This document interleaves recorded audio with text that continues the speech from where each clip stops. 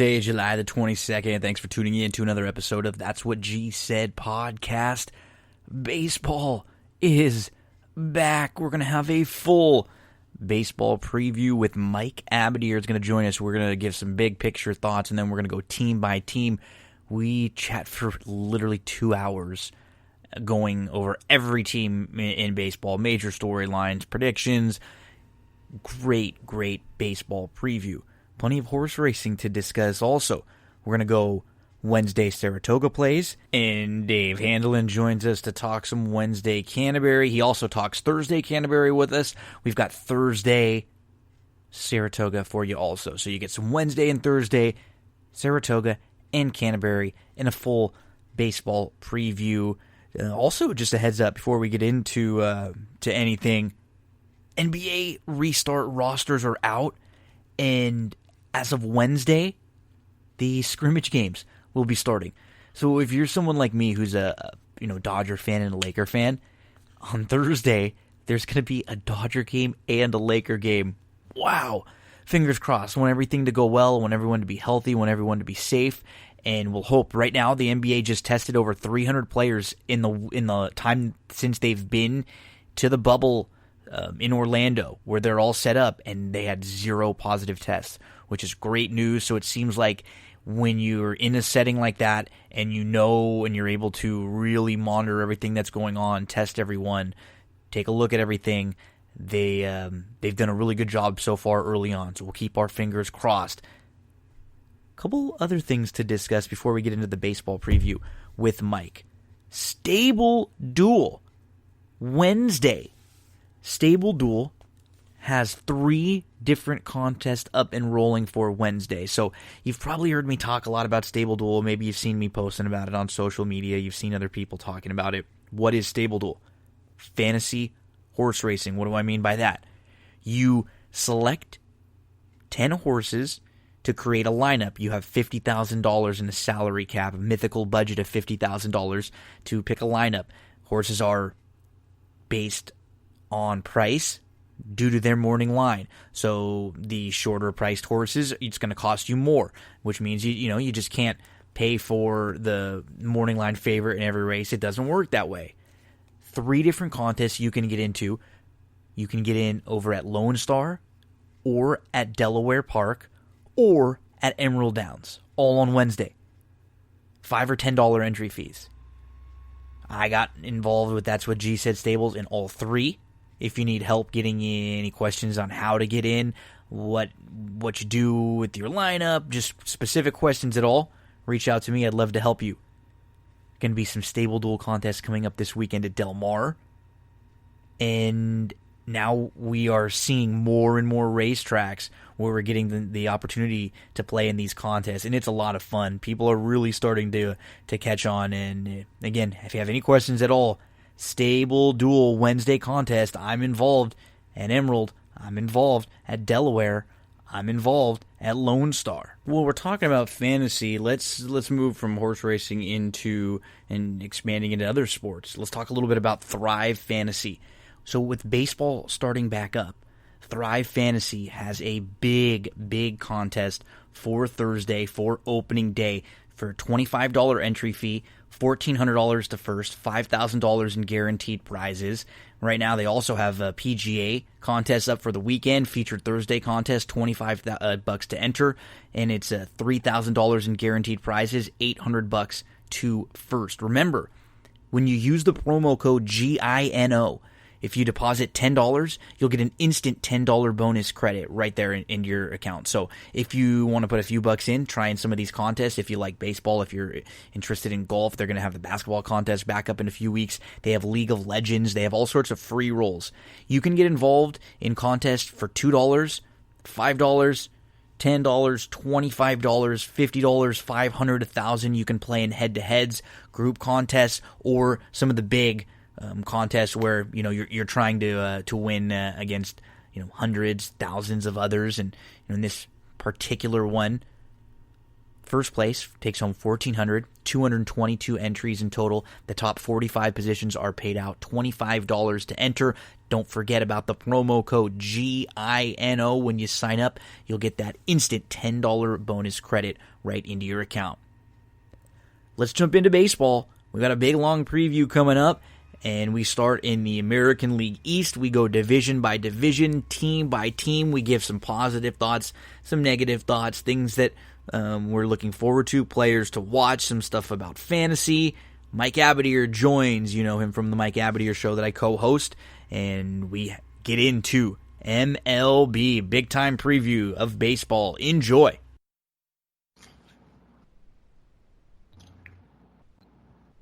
Just a few days out from baseball season. Can you believe it? Recording this interview with a good friend Mike Abadir from the Mike Abadir show. You know that he has the show that I'm a co-host on, and he's one of my very good friends that likes to talk baseball. He plays fantasy baseball, so we get in the weeds. You probably heard our preview of baseball.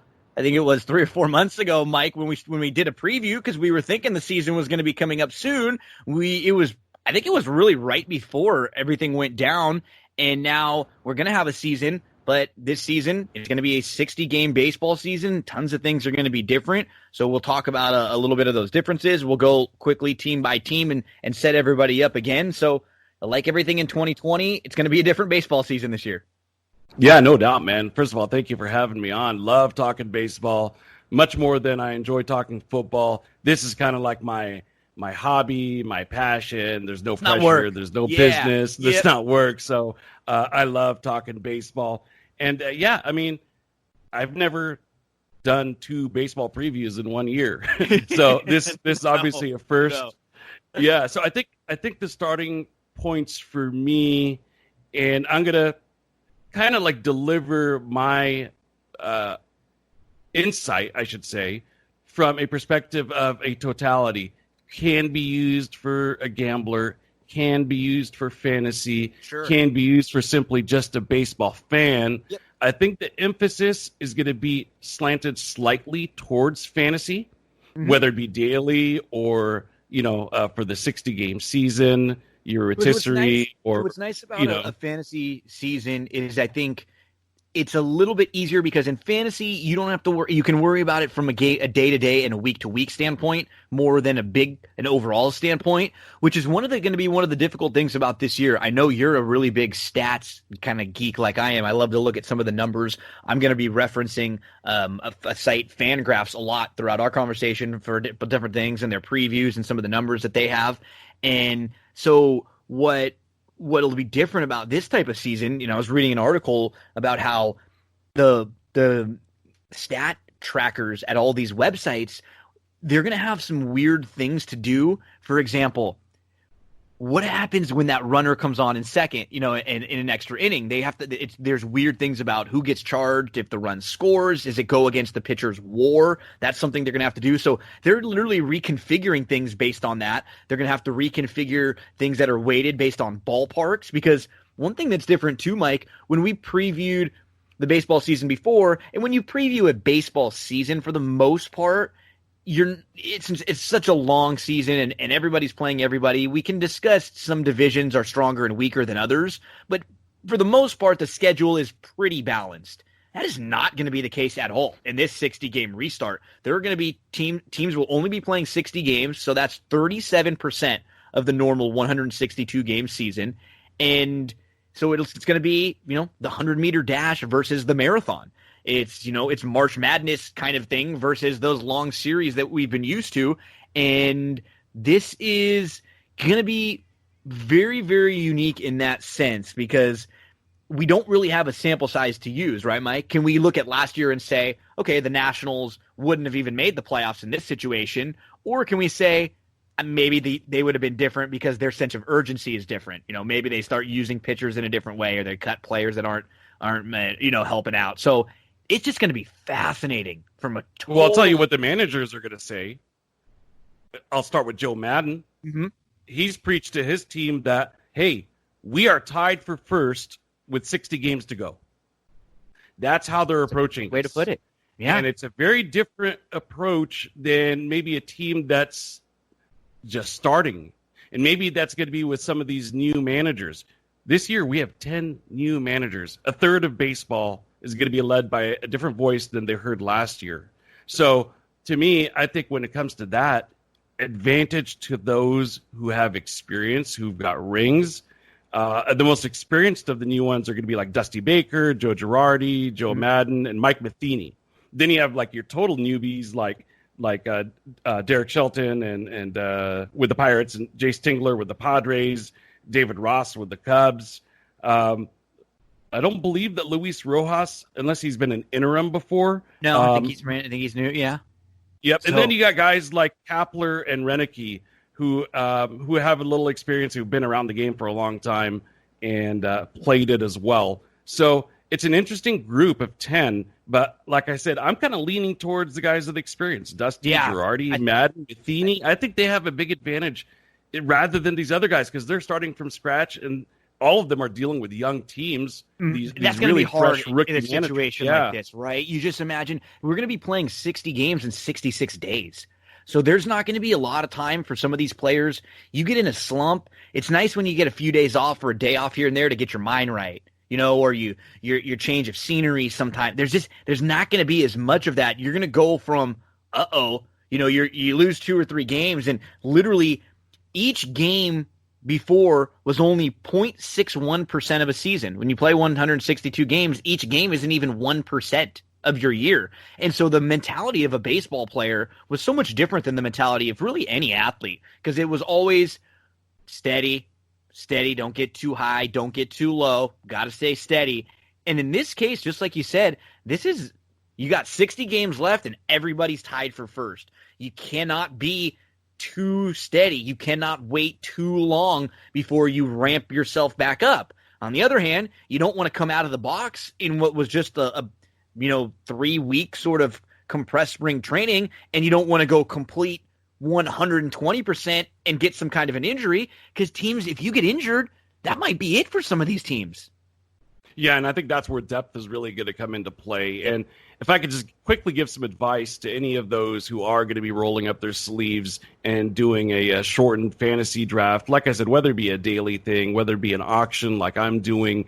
I got my yearly tomorrow that starts tomorrow. It's a head-to-head weekly. Head-to-head weekly. Yep. Okay, that's those are always challenging, and they're very different than the 4x4 and 5x5 leagues, the traditional rotisserie leagues. But I'm going to give the listeners out there 5 things to write down, 5 things to do before you do anything. Okay. Nice. Okay.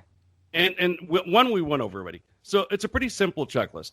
Look at who have had COVID positives and how long they're going to be out. When can they come back and start? Freddie Freeman, he's in the clear. He's somebody that had it, right? I'm talking about the guys who have tested positive in the last few days. Recently. To start off, take a look at that. Take a look at the COVID opt-outs, okay? And there aren't necessarily a ton of huge names, but David Price is on there, and Buster Posey is on there. Markakis. So, yeah, there are a few guys that you want to take a look at.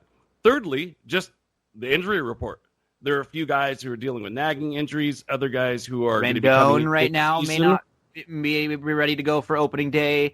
Even guy like Walker Buehler, they said they haven't really quite ramped him up. There's another one. So, yeah, you just want to keep in mind, because you don't... And those might be secret weapons for you, by the way, for leagues where you could kind of stash them away for like that $10 price tag with auctions. Or if they fall down. But just be weary of everybody, because in this if you need somebody and you're picking someone to produce a lot for you, whether it be a starting pitcher, a relief pitcher, an everyday player, you want to make sure that they're going to be playing a bunch early, because this could be a weird year with injuries. Somebody gets injured, somebody gets sick. Like you said, if it's a team that's got a couple extra positives, maybe think twice before picking another player that you have sort of ranked on a similar spot from another team that seems pretty healthy. Well, yeah, because they might be in an area like Houston, where or Dallas, right, where there's a lot of positives that are coming about. So these things can come in bunches. It may not even be something that they do.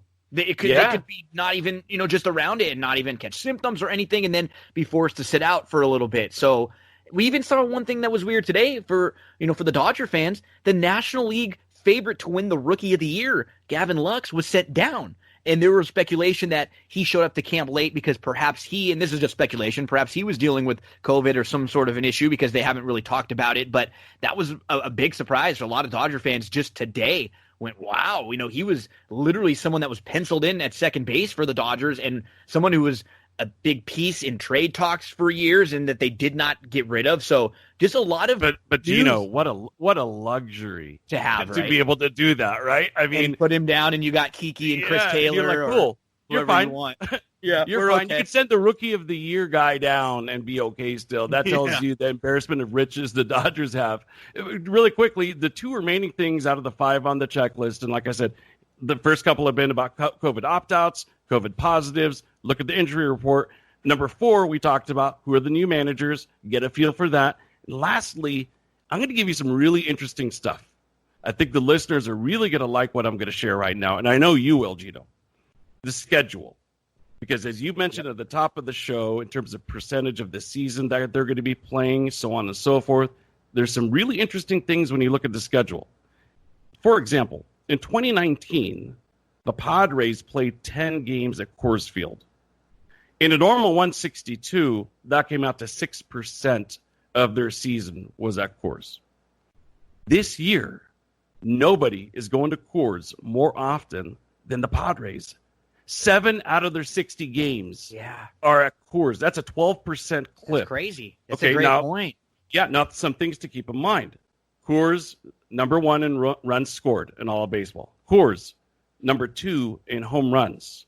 Now, we could also think about that from a hitter's perspective. To me, you bump up the value of Machado, you bump up the value of Tatis, because no team plays 7 games except for the Padres at Coors. You also downgrade the pitchers. 100%. So just really quickly, the second most visits to Coors are by the Giants. They got 6.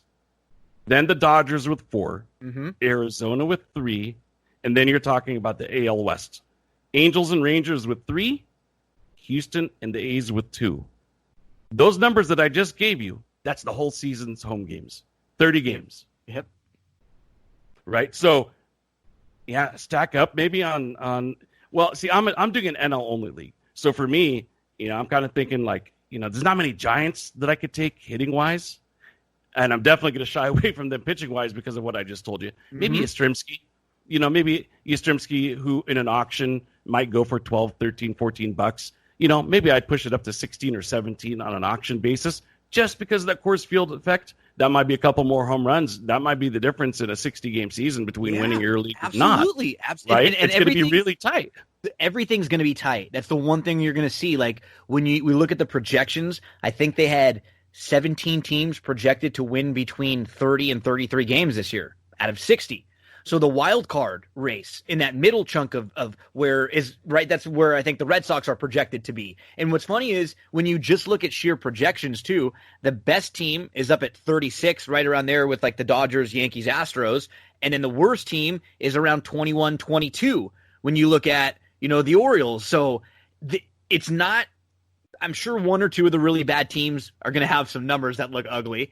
And there'll probably be 1 or 2 teams that could maybe even sneak into 40 or around 40. But for the most part, we're going to have so many teams and so many players. That was one thing in one of the articles I was reading that said there are going to be so many players that are on top 10 lists to end the year that have never been on a top 10 list on any statistic forever because they may have a good month or 2 in them, but they don't have the kind of longevity. Maybe we pick some players in some spots that always seem like they get a good couple months out of the year, but they don't play a whole year, or maybe they're injury prone, but they're like small things that pop up. It's just really different the way we're approaching it. It's fun though. It's a different challenge, and I'm pumped, man. I'm pumped to start going team by team. Anything else like big picture you think before we start getting into it?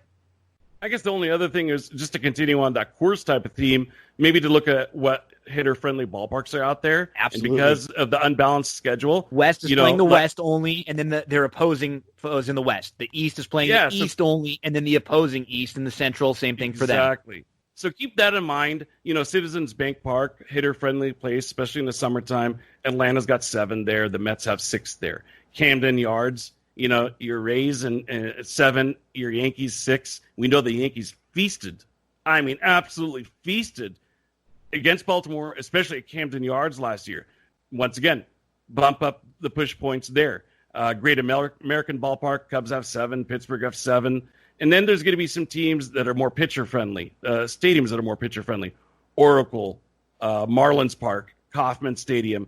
Take a look at how many, really what it amounts to is 2 series. Yep. How many teams play 2 series at Oracle? That'd be Arizona playing 7, San Diego playing 6. So those are the things that I would keep in mind in terms of bigger picture. And then the last thing would be bad teams. The Tigers, the Giants, the Marlins. Who's playing those teams multiple times? Mm-hmm. The Tigers only face Cincinnati, the White Sox, and Cleveland a bunch of times, bunch for this season. The Giants, like I said, they face the Dodgers in Arizona. The Marlins they play against Philadelphia, the Mets, and Washington. Those are the teams I would kind of try to beat up on. Yeah. If I'm an MLB team. Exactly. So keep that in mind. If the teams that are, the Indians have the most games against the Tigers out of any team that's facing the Tigers, that's some push points for the Indians, for Indian hitters. Mm-hmm. You think Tigers have a weak pitching staff? Once again, that bumps up the Indians hitters. You've been sort of high on the Royals the last few years. I don't think they're as bad as maybe the bottom 2 teams, but it's just based on projections. They're projected to be one of the 4 worst teams in the league. So if you're playing the Central, you are on paper getting the Royals and the Tigers over and over and over again. Yep. And that's you're getting 2 of the 4 worst teams as a huge chunk of your season. So that's who you mentioned, the Twins, the Indians, and I sneakily like the White Sox, and we'll get to them too, because what's interesting about this kind of a season now as we jump into it, and we'll get into the American League East, the teams that are, I think, the really good teams and the really bad teams are still probably going to be right where they were. It's going to be those teams that were sort of in the middle, that were fringe teams that had an opportunity to have good parts of a season, but maybe not string it together because maybe they don't have quite enough starting pitching depth or quite enough bullpen depth, or they're missing a piece or two. Those are the teams that could make some noise and make things a little tighter in here. So we started in the American League East, and let's start with... Before we start, Gino, can I ask you a quick question? Yeah. Who is going to lead, and this... I don't know if they even have a wager for this. It would be interesting. Who's going to lead New York in home runs? The Yankees in home runs. Aaron Judge, Giancarlo Stanton, Cespedes, Pete Alonso, Sanchez. Gary Sanchez, Gleyber Torres. Who's going to be the winner of New York? Who's going to have the crown of New York? Who's the best of the 5 boroughs?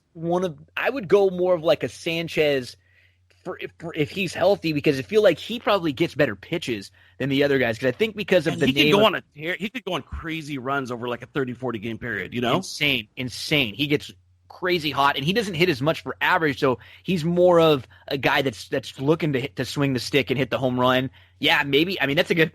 Yeah, I'm kind of with you because if they had like odds on it, and Aaron Judge, he would be the better price play for sure. Yeah, and then Pete Alonso. I mean, I don't know what that would be, 4-5. Maybe 6-5 and 2-1 for those 3, and the other guys are Gleyber Torres and Gary Sanchez and Cespedes. You getting 7, 8, 10-1 on. I'd be kind of looking at one of those guys, and because it's a Stanton gets on some really really wicked slumps. Yes, I mean probably worse out of it. He could go on a strikeout bench for a month. Too. If he got banged up, it wouldn't surprise you a whole ton in a situation like this. So, yeah, they're gonna be swinging a stick, and they're gonna be playing a lot of games against the Orioles.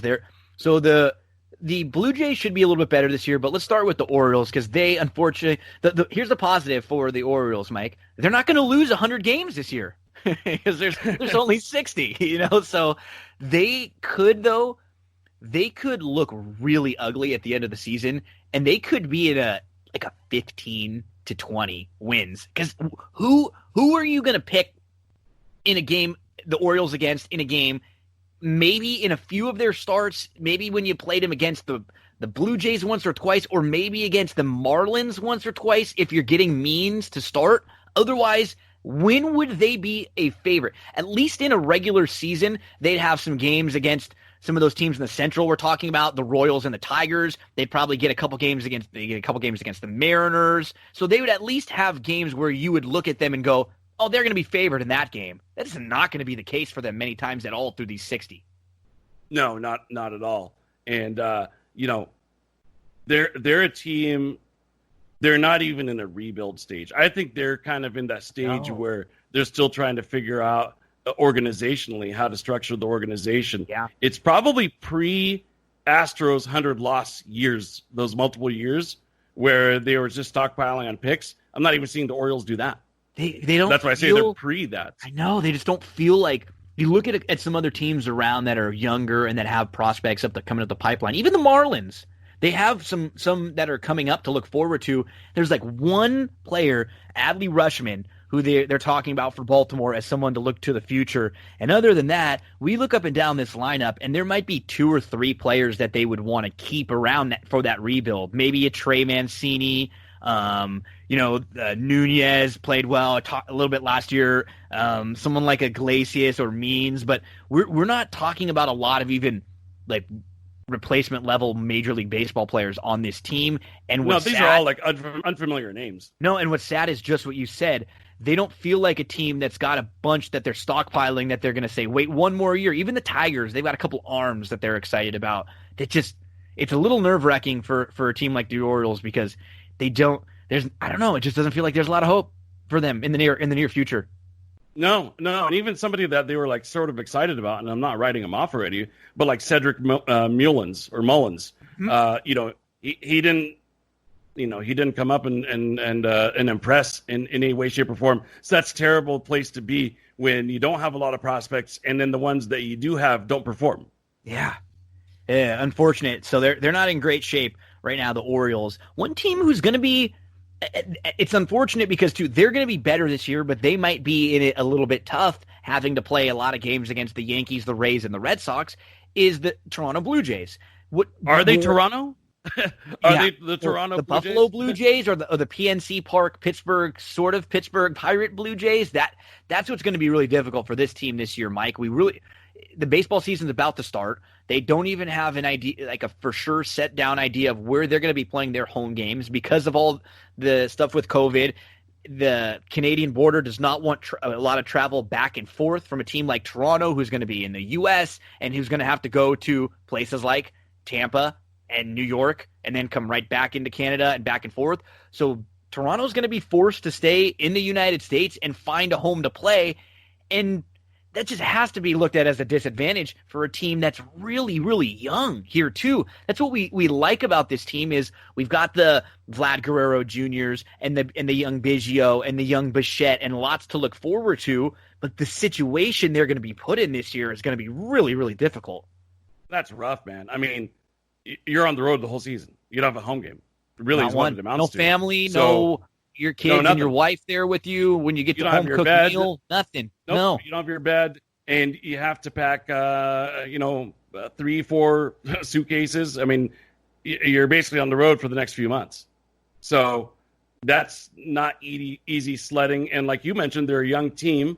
Fortunately for them, they got a lot of young, exciting players. So if these are the type of guys who just want to go ball out and it doesn't matter, sometimes you're so young, ignorance is bliss. Doesn't really mean as much to you. If you don't have a wife and children at home, it even means less. But yeah, it's really a challenging situation. I'm not going to say the city of Toronto or the country of Canada did them dirty, but it's a little bit unfortunate because they'd already agreed prior. They didn't think this was going to be a problem. Just a few days, it didn't seem like this was going to be any issue because if they would have at least given them a little bit more of a heads up, they could have found a plan earlier. I think what ended up happening is they saw the numbers had escalated recently and they didn't want to take any chances, which we can get that. It's just, you're right. They're in a bad situation. They didn't get an opportunity to look around for a new home. Exactly right. And, these leagues have some issues to figure out. The NFL is still working on it. And the glaring one to me is the 14-day quarantine that Governor Cuomo has imposed in New York. What are they going to do for teams that have to go in and how out do of you New even York? play? Yeah. How do you play a game there? So I know that NFL right now is working with local level politicians to be able to get some exemptions. But that's one game a week. When we're talking about baseball, we're talking about 2-3 teams cycling in every single Every week. few days on multiple teams for the Mets, for Correct. the Yankees. Yeah. So So challenging stuff there. I don't know what baseball has done to address it. I don't either. I'm sure that they are, because it's the Yankees. It's the going to Mets, show up it's soon. The biggest city, it's about to happen. So I think Cuomo and De Blasio would be dealing with a riot if they said, you know what, we're not going to let the Yankees and the Mets play here because of these issues. I think people would go insane in New York. So I've always kind of maintained the position that there is an element of being patriotic when you are playing in these games, because it helps America. I know it's going to help me. I'm sure it's going to help you. Absolutely. Not mind staying at home. Not mind, because I've got exciting brand of baseball to watch, or NFL Sunday. Without those things, I think that just means more people out in the streets, more trouble that they could get into, especially as it relates to COVID. So to me, there's a lot of patriotism in playing here. So I know we've kind of digressed a little bit. We're talking about the Blue Jays, but it's all relevant. It's very relevant with the conversation with the Blue Jays, because this is just part of their season. So yeah, young team. I like compare them to a team like the Orioles, and to me, it's night and day. Right? They have 4 or 5 pieces now here in Toronto that they feel like are going to be franchise cornerstones for years, and a lot of players that they're happy about. And if they were at home in a shortened season like this, if Guerrero takes that next step, which a lot of players do in their second year, even if they struggle a little bit through year one, we saw Trout do it in 40 games. A lot of the best players, they don't immediately hit. They need to struggle, even if it's just half of a season. And now you got someone like Ryu, and the issues with Ryu have always been health, staying healthy. He can't go 30 starts throughout the season and deep into the playoffs. But if you only need Ryu for a 60-game run and then into the playoffs, he could probably stay healthy for that. You add Homer Bailey to that. There were a lot of things I like there. It's just the situation we just talked about. They're going to have to come together so much as a team and really play over their head in order to – because the deck just feels a little stacked against them. Yeah, I think so. And for me, I'm not super impressed with their outfield. They've got a couple of guys that got some pop, like Randall Grichuk. He can hit it out of the yard. Tio Hernandez can as well. He could hit you 20. But these guys are, and then Gurriel, and even the depth with Derek Fisher and Billy McKinney and guys like that. These are low batting average, low on base percent outfielders. Yeah, you get the home run pop, but I don't know. I don't see enough production in totality. They're ranked about outfield. To piggyback to complement your point that you just made. Fangraphs has them ranked as basically as a group. The left fielders ranked 21, the right fielders ranked 19, and the center fielders ranked 18. And that's kind of exactly what your point is. They're not bad. They're just slightly below average players. And when you have a whole outfield of them, you really are going to need them to play a little bit over their head. That might be 3 spots in your lineup that are all slightly below average players. For the outfield, you need more pop there. Yeah, you need something. You need something pop, more speed, than they're getting. Batting average consistent. It's just overall, I completely agree. They're not sexy. And so, yeah, they're going to be a better team with some things to look forward to, but they're going to be in some trouble because they got to face the 3 big boys in the American League East. Let's get to your team next, the Red Sox. Yeah, the one last thing I was just going to say go ahead. I can't wait to see the progression for the 3 amigos, right? Vlad Guerrero and Biggio and Bichette. I'm excited to see these guys each take another step forward and what that means as they get into their second and third years in baseball. And we've been hearing about these guys for a long time, as prospects. And now they're kind of growing up right in front of us. We know their names, right? Like, it's good for a fan when you have lineage like this. Oh, someone that might be watching one of these games now that hasn't watched in a while because baseball is going to be back and nothing else is on. They go, Bichette, I remember that name. Oh yeah, that's the guy from the Rocky. It just makes it's fun. It's easy. We know these names. They've got the lineage, and they all have something. They all showed plenty of ability last year. Now it's just taking the next step in baseball, consistency. Can they string it together for, hey, this year it only needs to be 60 games. Doesn't even need to be 162 games. Exactly right. We get to your Red Sox here. I like the Red Sox team so much better in this kind of a situation than I would have in a full 162-game situation, because I think they can still out-hit you enough here to be just a little bit over 500, and that's all they need to be here to get into the playoffs and to be in there again. To me, I think for the team, with everything around the Mookie Betts trade to the Dodgers, you lose Price, but I think this team they want to build around Devers. And for me, when I look at this team, can he continue the progression? I believe he had the highest WAR of any position player under 22 or under last year. You think of the Acuñas and the Sotos. This guy was better statistically than both of them, and a lot of those really big young studs. If he can take one more step forward and himself supplant a little bit of the production that Mookie Betts is being gone is going to take, then that to me is a real key for this team, and I think he can do that. Yeah, I mean, look, the Red Sox have lost their two best players in 2020, Mookie Betts and Chris Sale. So they're going to be without their two best players. But Betts is gone for good. Well, hopefully not for good, but at least for 2020, and Chris Sale shut down. So normally when you lose two all-stars, MVP type, Cy Young type players of that level, the prospects for your team aren't that good. Fortunately for the Red Sox, as you've pointed out, they've got a terrific lineup. They're good hitters. They're not just, go up and they're not numbers guys. Get a 3-run shot type guy. Too, I think. They're a little bit of a tougher lineup. The Yankees still have a scary lineup because anybody can hit the ball out of the ballpark. But the Red Sox, top to bottom, are solid hitters. Even names that are starting to pop up that you don't know their names as well. Someone like a Vasquez is a little bit better than you want to give him credit for, or a Chavez who helps the depth of their lineup quite a bit. And then even people who don't quite realize how good someone like Devers really is. You have a couple bats, like you have a few spots where your production ends up being a little bit higher than what you were supposed to. That's what ends up happening when you're a good team, and that could very easily happen again with this lineup. Oh, absolutely. And to me, one of the more underrated players in baseball is Xander Bogaerts. This guy hit 309, 33 home runs, 117 RBI. This guy's an MVP candidate. Him and Devers in the middle of that order, it's as good as just about any. Benintendi, he was a longtime prospect. He's one of those guys that I don't think has necessarily become who they had hoped, but he's a good outfielder. Him along with Jackie Bradley Jr., and we'll see what Alex Verdugo can do. It's a strong defensive outfield, at least with Bradley and Benintendi. We'll see how Verdugo does at Fenway Park. They got one of the best DHs in the game, and J.D. Martinez. And kind of like you pointed out, they've got really incredible depths. Michael Chavis, he was a guy that came in and made a big splash, hit a lot of home runs. They got a veteran like Mitch Moreland. But overall, you'd be surprised to look at the ages of the Red Sox. They're not an old, crusty team.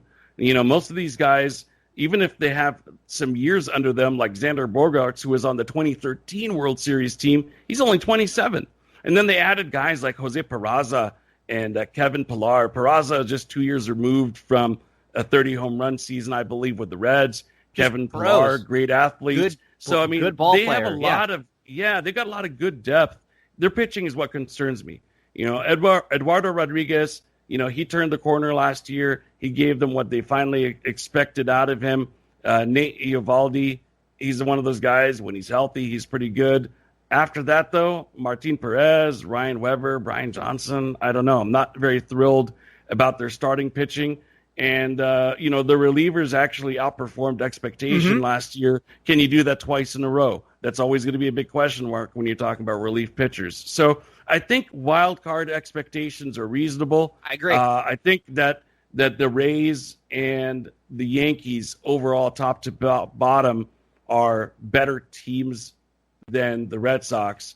But nothing shocks you in baseball. Nope. A team gets off to a 13-5 start.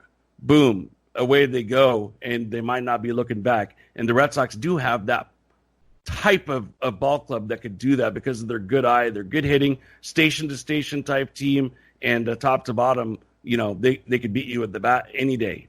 Yep, and just to, what you had said about the pitching, they are ranked by Fangraphs. Their starting pitching is ranked number 24, but their relief pitching is actually ranked number 10. And so if they can get the starting pitching to just move up a few notches. We don't have to be good, but if you can roll and ride on a pretty solid bullpen in a short season like this, where you get some Workman and Barnes and Hembree and Walden, Brazier, if you can get 20 innings around, from each of those guys and have 4 or 5 really solid pieces, that's the template for this team and how they're really good. Is just solid bullpen, a little bit better than we needed starting pitching, and let's just count on that really good offense that should be there. Exactly right. Mm-hmm. Let's Well move said. on. Yep, let's move on to the Rays. And I think this team, Mike, is one of the teams that's really, really well suited for the shortened season. They have so many different arms. They have 3 really good starters. They have one of the best ranked starting rotations. And then when you look at what they have in the bullpen and what they're able to send out, and even who are down on their taxi squad, everyone that they get, their pitching staff, their coaching staff, is excellent because they bring in someone like Nick Anderson, and then he's awesome. They have a Casilla, Jose Alvarado, Rowe. These are a lot of names that we don't know, and players that went other places and weren't very successful, yet they come to Tampa, and they just do a hell of a job. So you have all this pitching depth, and then you have a pretty solid lineup. It's just solid from top to bottom. They have a lot of versatility. I think they're going to be in great shape in this 60-game season. They're my division winner. Yep, me too. I think I'm going to pick them over the Yankees. pitching. Yep. Yeah, best pitching staff. They got timely hitting. They don't have a lot of big name guys like the Yankees are going to trot out there on a daily basis. But I think they made some good additions as well, and they were already like a good team. I like guys like Hunter Renfroe. He was kind of lost in the outfield shuffle with the Padres. He's super athletic guy. He can really make an impact. They also got Manuel Margot, speedy outfielder from the Padres. And like I said, I think this is a team that, because of their pitching, is going to be in every single game. And they're not going to lose a lot of series with that pitching staff. They play the way they approach, and a lot of these teams that have had like the starter, the way they play is more suited to a playoff situation like this, and other teams aren't used to it. So they're just kind of ahead of the game in that they've played always with a pretty high sense of urgency, because they're a team that is generally dealing with a less group of talented players, so they have to be better coached. They have to play, quote unquote, more baseball than other teams do. I just think they're going to be in really good shape. And yeah, the Yankees are going to be good. They've got big boppers from top to bottom, but when you talk about what this pitching staff for the Rays has, I really, really think they have. When you make a list of some of the most underrated players in baseball, it's probably going to be a lot of Rays and a lot of A's that end up on those teams, right? Names that guys that you look down, you go, man, that guy hit 20 home runs or 25 home runs that 2 years back again, but they're never talked about along with the best, and they're always a team, the sneaky players in fantasy to fill in, especially in daily when they have good matchups. Yeah, I like this team a lot, Mike. Yeah, I think the one wild card is going to be an addition that they got from Japan, they being the Rays, of course, and that's Yoshitomo Tsutsugo. Mm-hmm. I apologize if I butchered that. You should probably go with his nickname, which is Yoshi. He is going to be the Tampa Rays left fielder. You don't really see Tampa getting involved very often when it comes to these international players from Asia. So I'm going to give them the full benefit of doubt and say that this guy belongs in the majors, and they got him for a reason. Because like I said, I have not necessarily seen them be a participant in that. We can go off of his stats. All we've got is from Japan. And for the Yokohama team, he hit a lot of home runs.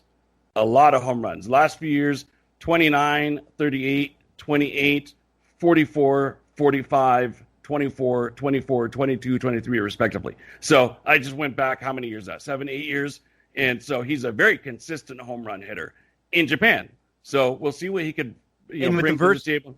Yeah, the versatility there, where I think he can play left, he can play, or he can DH if you need him. If his bat's going well and he's not, picking up the field, that's what's nice about someone who's got a strong bat like that. They also add a little addition of Jose Martinez is just a nice another veteran bat in the lineup who can swing the stick. So this team, they're going to be in great shape, I think, in the American League East, and they're going to have to be in great shape. Mike, anything else on the Rays before we get to the Yanks? No, I think the Yankees are going to be the class they're the classiest horse of the division, right? And I think it's time to kind of take a look at them and see what their holes are, right? I mean, that's kind of how I'm looking at it. What about you? Yeah, so I guess we look at their lineup, and it's a lineup with scary hitters, big boppers. Like we said, there could be one of 3 or 4 different players that leads their team in home runs. We probably look at some of their weaknesses as maybe their starting pitching. Even though Fangraphs, I was really surprised at this. They have the Yankees ranked number 1 with starting pitching this year, above the Nationals, Rays, and Dodgers, ranked as 2, 3, and 4, to give you an idea. And I think a lot of that is going to come down to someone who's looked good, Mike, in what little spring training we've seen. That's Jordan Montgomery. If this is a player for the Yankees who is giving them quality innings, and now you have Garrett Cole at the top to go along with the Paxton and a Happ, and then a Tanaka who's banged up right now. So keep that in mind. He, I believe, is slated to start the end of July. I think July 31st, because he has a concussion. So he's day to day, but he's on the concussion list. So that's something that keep in mind. If he has another issue or a setback, that could be a little bit longer. That I don't know how good their pitching is, though. This is one of the things that Fangraphs I disagree with when I look at. I don't think they're the best staff in the league by any means. I don't know if they're a top 5 staff. I do think towards the top with Cole, you could be really good. And then the rest of their starters are a lot of what look to be like number 3 starters in your rotation. I do think they're a team that maybe gets hurt a little bit, in that you feel like they would beat up on a lot of bad teams and maybe struggle against some of the better teams. So I don't know if they have a bad week or two, things could get interesting. I still think they're at least a wild card team, and I do think that they might be 3 playoff teams out of the American League East. I concur 100%. Here's the thing. We've seen a lot of free agents, whether it be hitters or pitchers, come to New York and not meet expectations, not live up to expectations. So Garrett Cole is a fantastic pitcher, SoCal guy, rooted for him since his days of playing high school ball, Orange Lutheran, and then at UCLA, and then with the Pirates and Astros. Now he's with the Yankees. It's very different than the Pirates. It's very different atmosphere than the Astros. We'll see if he can live up to expectations, live up to the money he's getting paid. That in itself is somewhat of a wild card, because New York is just a different animal. It's a different beast. Expectations are going to be huge. And in a 60-game season, if he is even 500, it's not going to look very pretty for him. He's going to really get beat up by the media. So it's one of those things where you don't have like a whole season to turn it around. He's got to do it right away. Yeah. So it's added pressure. Now, if you remember, James Paxton actually was, when we did our preview last year and we ranked our 3 Cy Young contenders, he was one of them. Paxton was a guy who I thought was going to be a Cy Young type player. Now, he had a fine season, but if you look at it from a WAR perspective, he's kind of regressed over the last few years. Mm-hmm. Maybe there was a Seattle effect, and then coming to New York where there's more home runs in the AL East and so on and so forth. Maybe that got to him. But I don't like that trend when you see somebody declining, his ERA kind of steadily going up. That's a little bit concerning to me. But if Paxton can at least give them the same type of season and not regress, and if Cole can come in, and he's really, to me, the whole Yankee season depends on Garrett Cole being an ace. Paxton can deliver a decent season, but Cole has to be an ace. They need a 1. They've got a bunch of 3s. They have to have a 1. And you can't really rely on Tanaka. I'm sorry. You just can't rely on the guy being out there and his availability. So I'm like you. I don't care what Fangraphs says. I don't view them as the number 1 rotation in baseball. I just don't. No, and here's the big enigma for me. Aroldis Chapman. How the hell does he avoid arm trouble? That is just a mystery to me. He's got a corona right now also. He's got corona. So he's on the 10-day IL. Yep. But just in terms of arm, I mean, God bless him and give him many, many more years. But for a closer, it pitches that hard. Got to flame out at some point, right? I'm not saying this is going to be the year, but I would have him on my watch list. And it feels like he's one of those that when he goes down, it's going to be kind of quickly and ugly. Right, It's going to be like a major flame out. It's not going to be gradually over if he's just starting to. There's just going to be where he doesn't have it or he can't find it anymore. That wouldn't surprise me at all. So now when you have him and Sessa, who are supposed to be 2 of your 6 maybe top bullpen pieces, and they both have corona right now also. So just something to monitor, because their bullpen, which something I do agree with Fangraphs, they have them ranked number 2, and I absolutely think their bullpen has been one of their strengths. They're a top 5 bullpen for sure when they're healthy, because they can throw a Chapman, an Ottavino, a Britton, a Green, a Canley, a ton of different options at you. But if you're already missing a couple of them right off the bat in a short season, like we said, you have a bad series, you lose 2 or 3 games, you start pressing a little bit. I could easily see them not winning the division. I could absolutely see Tampa beating them. Yeah, no doubt about it. Now, obviously, their strength is going to be their lineup, and this is a very, very good lineup. Probably the one guy that maybe belongs the least anymore is Brett Gardner, but every time I see that, the guy comes up with some clutch hits, wins a game, does something, and he finds a way to kind of stick around. But, obviously, there were a lot of surprise players last year, and when you have a lot of surprise players, the key question is going to be, can you replicate that effort? And so now when you're counting on them, when it's exactly. when it's not additional, when it's not, oh, wow, that was not expected, and we're getting this from Ursula, or we're getting this from someone that we didn't think. Now when we need you to produce every single day, can you do it? Exactly right. So, over at first base there, you got the big slugger, Luke Voigt. Voigt. So, he's one of those guys, came over from St. Louis, started banging out a lot of home runs. And I remember there was a time period during the year, early in the year, maybe around May or so, where people were saying that the Yankees are putting out a double-A lineup. Do you remember that? Mm-hmm. Yeah. And then all of a sudden, all these guys started hitting. Ursula, Gleyber Torres, Miguel Andujar, and then they got guys who they've been kind of counting on for a while to come up and do his thing, like Aaron Hicks.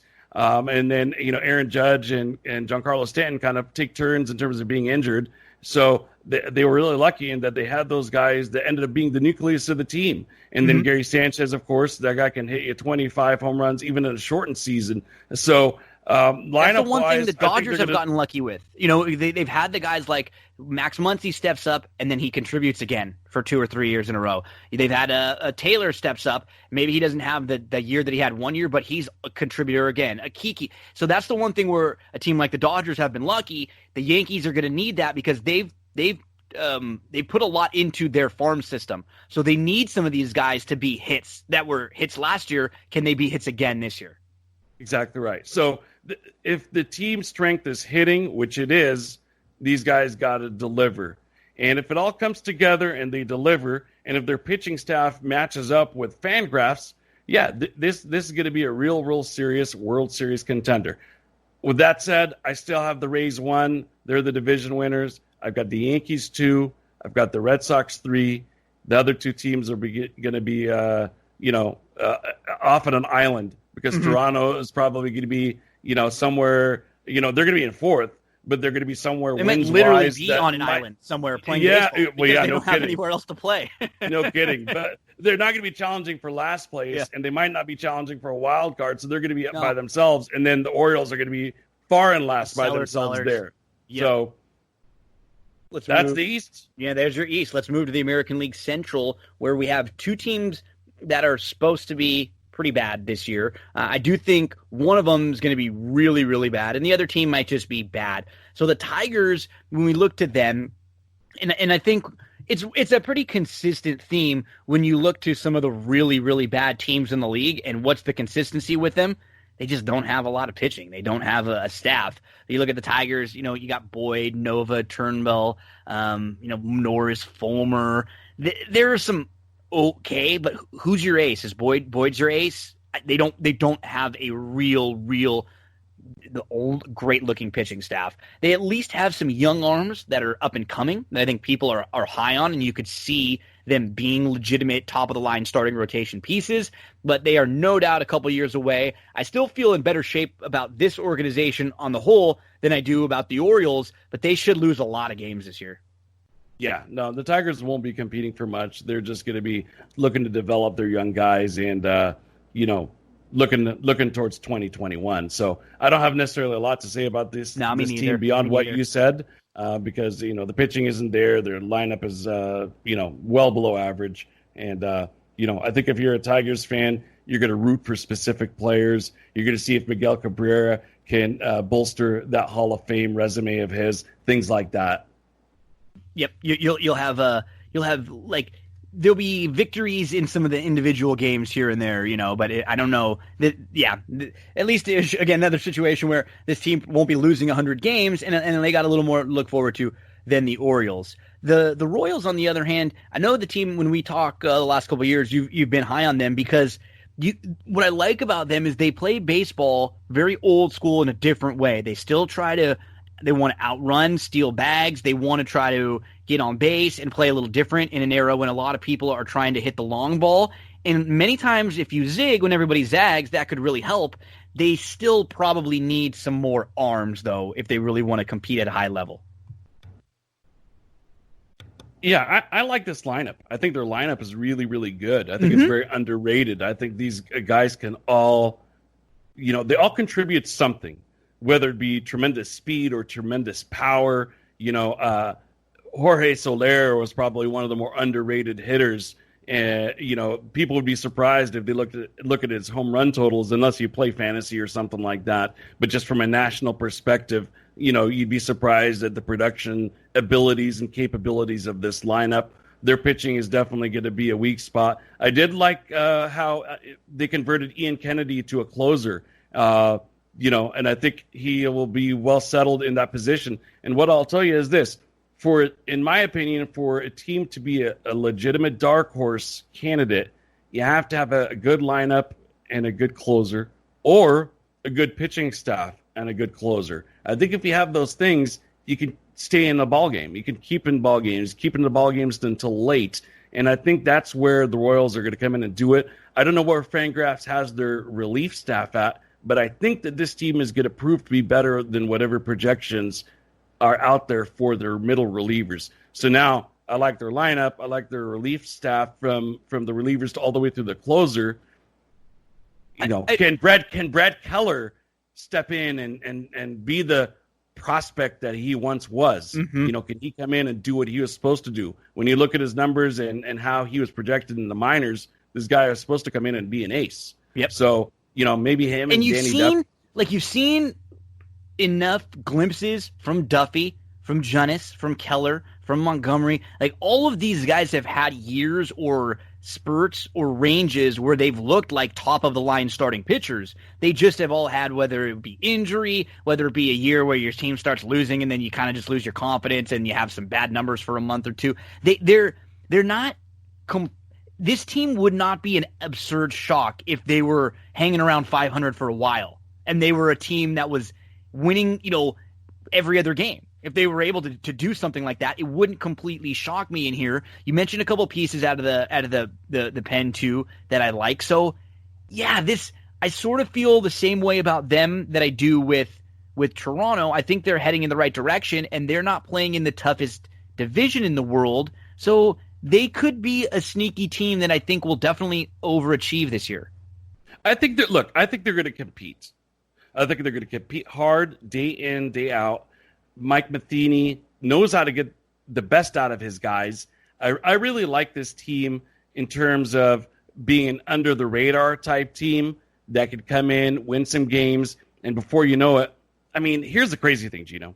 This year, when we're like 42 games into it, you're only going to have 18 games left. Yeah. So they're going to be talking about wild card standings in like a month and a half. Right. Or less.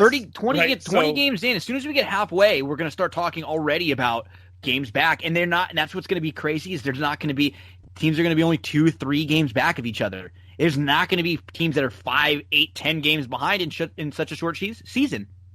Exactly right. So I guess what I'm saying with the Royals, I am not going to be surprised if they're in that conversation 45 games from now. Sure.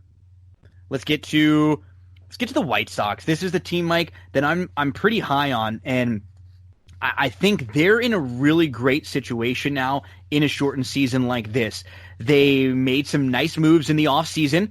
I think their pitching staff is a little bit underrated. When you look top to bottom, there are a couple arms that can absolutely pop. You bring in someone like a Grandal, who's going to really, really help your team as just a great presence in the lineup up and down. And you start going through. They have some young players that could be unbelievable. You go through, you have Grandal, you have Abreu, and then you start to bring in, the Moncadas of the world, the Eloy Jimenez, the Luis Robert, who people are really, really high on. You have Encarnacion here to help you, with the DH, and then their pitching. Like I said, I think their pitching and their bullpen are good enough to be around average to slightly above average. And if you are that, if you're a top 15 staff and you have an above average lineup, that's like you said, you don't need everything to go well. You need a couple different things to hit for you, whether it's great bullpen, solid lineup, great bullpen, really good pitching, and then you kind of give it up on the offensive end, but you have to have a couple things working for you. I think this team could have a couple things working for them this year to get a wild card. I'll tell you what, Gino, pencil them in for me as the 2021 division winner. So yep. I think these 60 games are going to be really good development-wise for guys like Louis Robert and other younger prospect-type guys. Moncado, who is a big, Cuban signing. He's a guy that actually got in the Chris Sale trade for, that was the marquee piece in the Chris Sale trade with Boston. I think this is one of those guys that is a huge prospect. I read a really interesting article about the guy and his background. I believe it's on ESPN. If I could find that, I'll actually tweet it out. Gives you some pretty good insight as to who he is and where he comes from. Tim Anderson, super underrated player. Mm-hmm. Yeah. I really like Tim Anderson, and he's a really vocal leader. He's very outspoken, great personality. He's one of those guys that could really bring the team together. I just think, and Abreu is super consistently good. He's really good. Same with Encarnacion, super consistently good. So lineup-wise, I think they're pretty legit, and I think they're going to continue being more legit and continue getting better. But I think they need one more season before we call them a serious contender. That's very fair. I like Keuchel and reportedly in really good shape right now at the top of their rotation with Giolotto. I've always been really high on Ronaldo Lopez. He took a big step backwards last year, but if he can just kind of be somewhere in the middle of where he was over the last 2 years, and then you have a guy like Gio Gonzalez, who's their fifth starter. He's a great guy to have at the end of your rotation to just eat up some innings whenever you need, and come out there and give you some quality innings. So, yeah, I'm high on this team. I think they could be right on the cusp, or maybe in the mix for a wild card this year. And as you said, next year, this could be big for them as far as their progression as an organization, taking one more step forward. So go. I'm just super excited to watch them. I think they're going to be a fun team. Yep, they're a team I'd like this to watch. I'm going to watch a lot more games from the White Sox this year than I can remember in any other year. No doubt about it. There's 3 or 4 guys I'm super high on the White Sox. As we move to the top 2 teams as far as projections are concerned in the division, let's go to the Indians first. The Indians have slowly, the last couple of years, they still have a good, talented group, but they've slowly, as an organization, not been spending up, kind of trading some of their top of the line arms that they've had, but they've been able to replace some of those arms with nice young arms here. This is one of the teams that I have the toughest time getting a real feel or a real gauge for. I could really see this team going either way this year. Where do you stand on the Indians? I'm impressed. I'm impressed by Francona, first and foremost. This guy really does get the most out of his players. He's a player's manager. Everybody loves playing for him, and it shows. And I think you kind of hit it. They've been phenomenal at replacing big-name guys or marquee players or key cogs in their team with guys who have not just filled in admirably, but have done really, really well. And I think their pitching staff is pretty good. From Clevenger to Bieber, Carrasco, Plesac came up last year and did well. Savali. I mean, they got some good pitchers. Brad Hand is a previous all-star closer for the Padres. So, I mean, they got rid of Kluber and Bauer, and they still are a top 10 projected pitching staff. And I believe absolutely. that they're ranked. I think they accomplished a lot last year. Yeah, I think they accomplished a lot last year. And when you're young and hungry, that's it's a very dangerous formula when you're like, you know what? We're going to sneak up on people while everybody's talking about the Twins, and they could bash, like a lot of these American League teams are talking about, they can hit. And they added with Franmil Reyes middle of last year. Now, he didn't continue on that torrid pace that he was on home run-wise with the Padres, but he's adjusting to the American League, new pitchers, so on and so forth. And then the core, obviously, Lindor at the top and Jose Ramirez and Carlos Santana and Domingo Santana and Mercado and Naquin. I mean, they have a lot of good players who might not be perennial all-stars, but they're a notch below. And when you have a whole team of that, and they also added Sandy Leon, who I was very familiar with from the catcher position with the Red Sox. This guy's kind of a Jekyll and Hyde type hitter who could hit 300 for you one year and then go 210 the next year, but he's great with handling a pitching staff. Great defense. So I think he's one of those guys that's a good pickup for them. These guys are going to be right there. I'm predicting that it's going to be a ding-dong battle between them and the Twins. I'm not just ready to hand it over to Minnesota yet, although they were good last year and should be better this year. Yeah, for me, I need to see.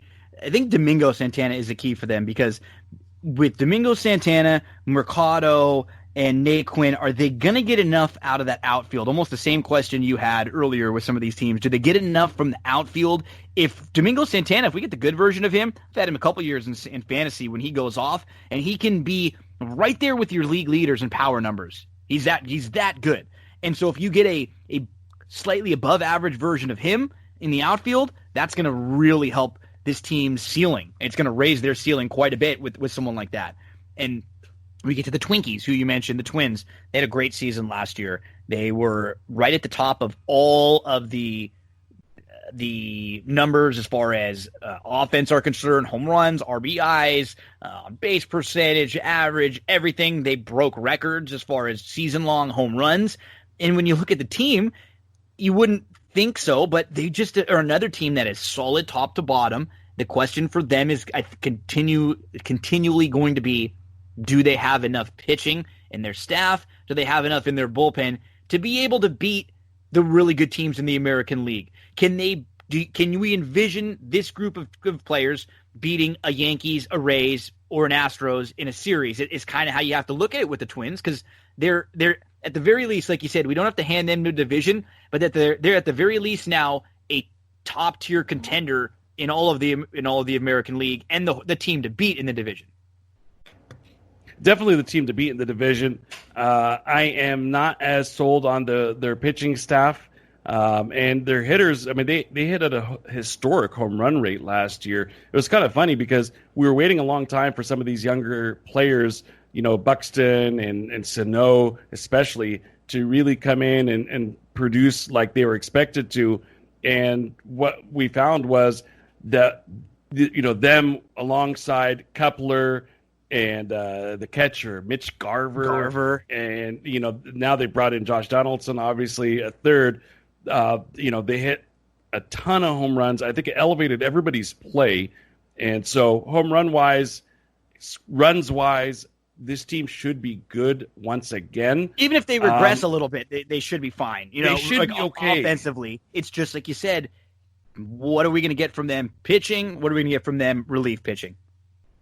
Yeah, now, Taylor Rogers wasn't a guy I was very familiar with before last year. And I think the world got very familiar with him because he had a really outstanding season.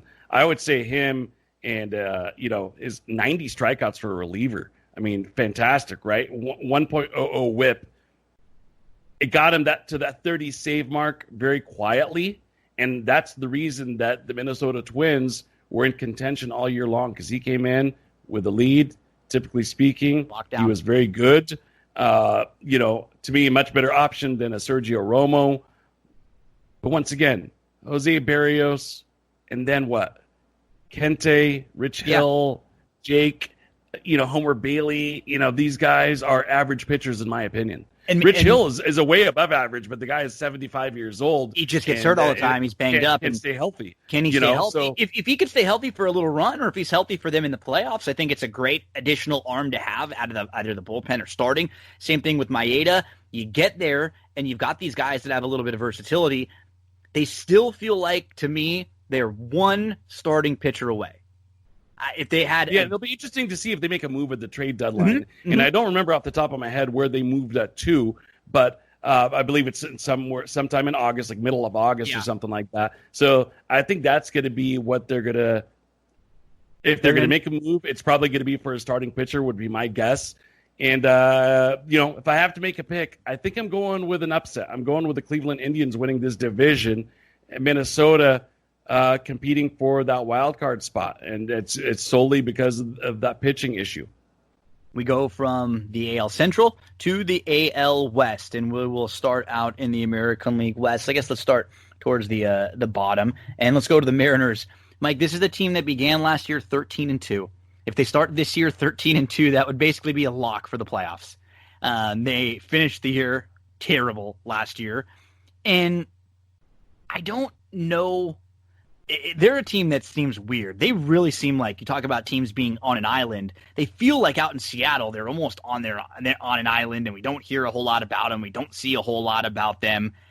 They're probably going to be one of the worst teams this year. They don't have the easiest division. I think, you look at everybody in the division, the Angels got a little bit better. The Athletics are always there. The Astros are going to be good no matter what.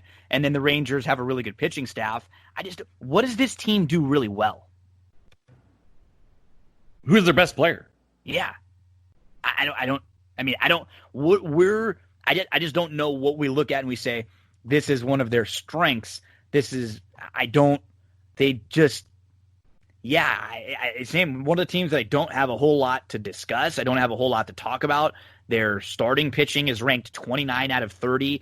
Marco Gonzalez, Kikuchi, Justice Sheffield, Kendall Graveman, Tawan Walker, who's had a lot of injury issues, and he showed up in different places here and there. I mean, that's their projected starting pitching staff. They're a team that I look at, and I just don't. They could be really, really bad, Mike.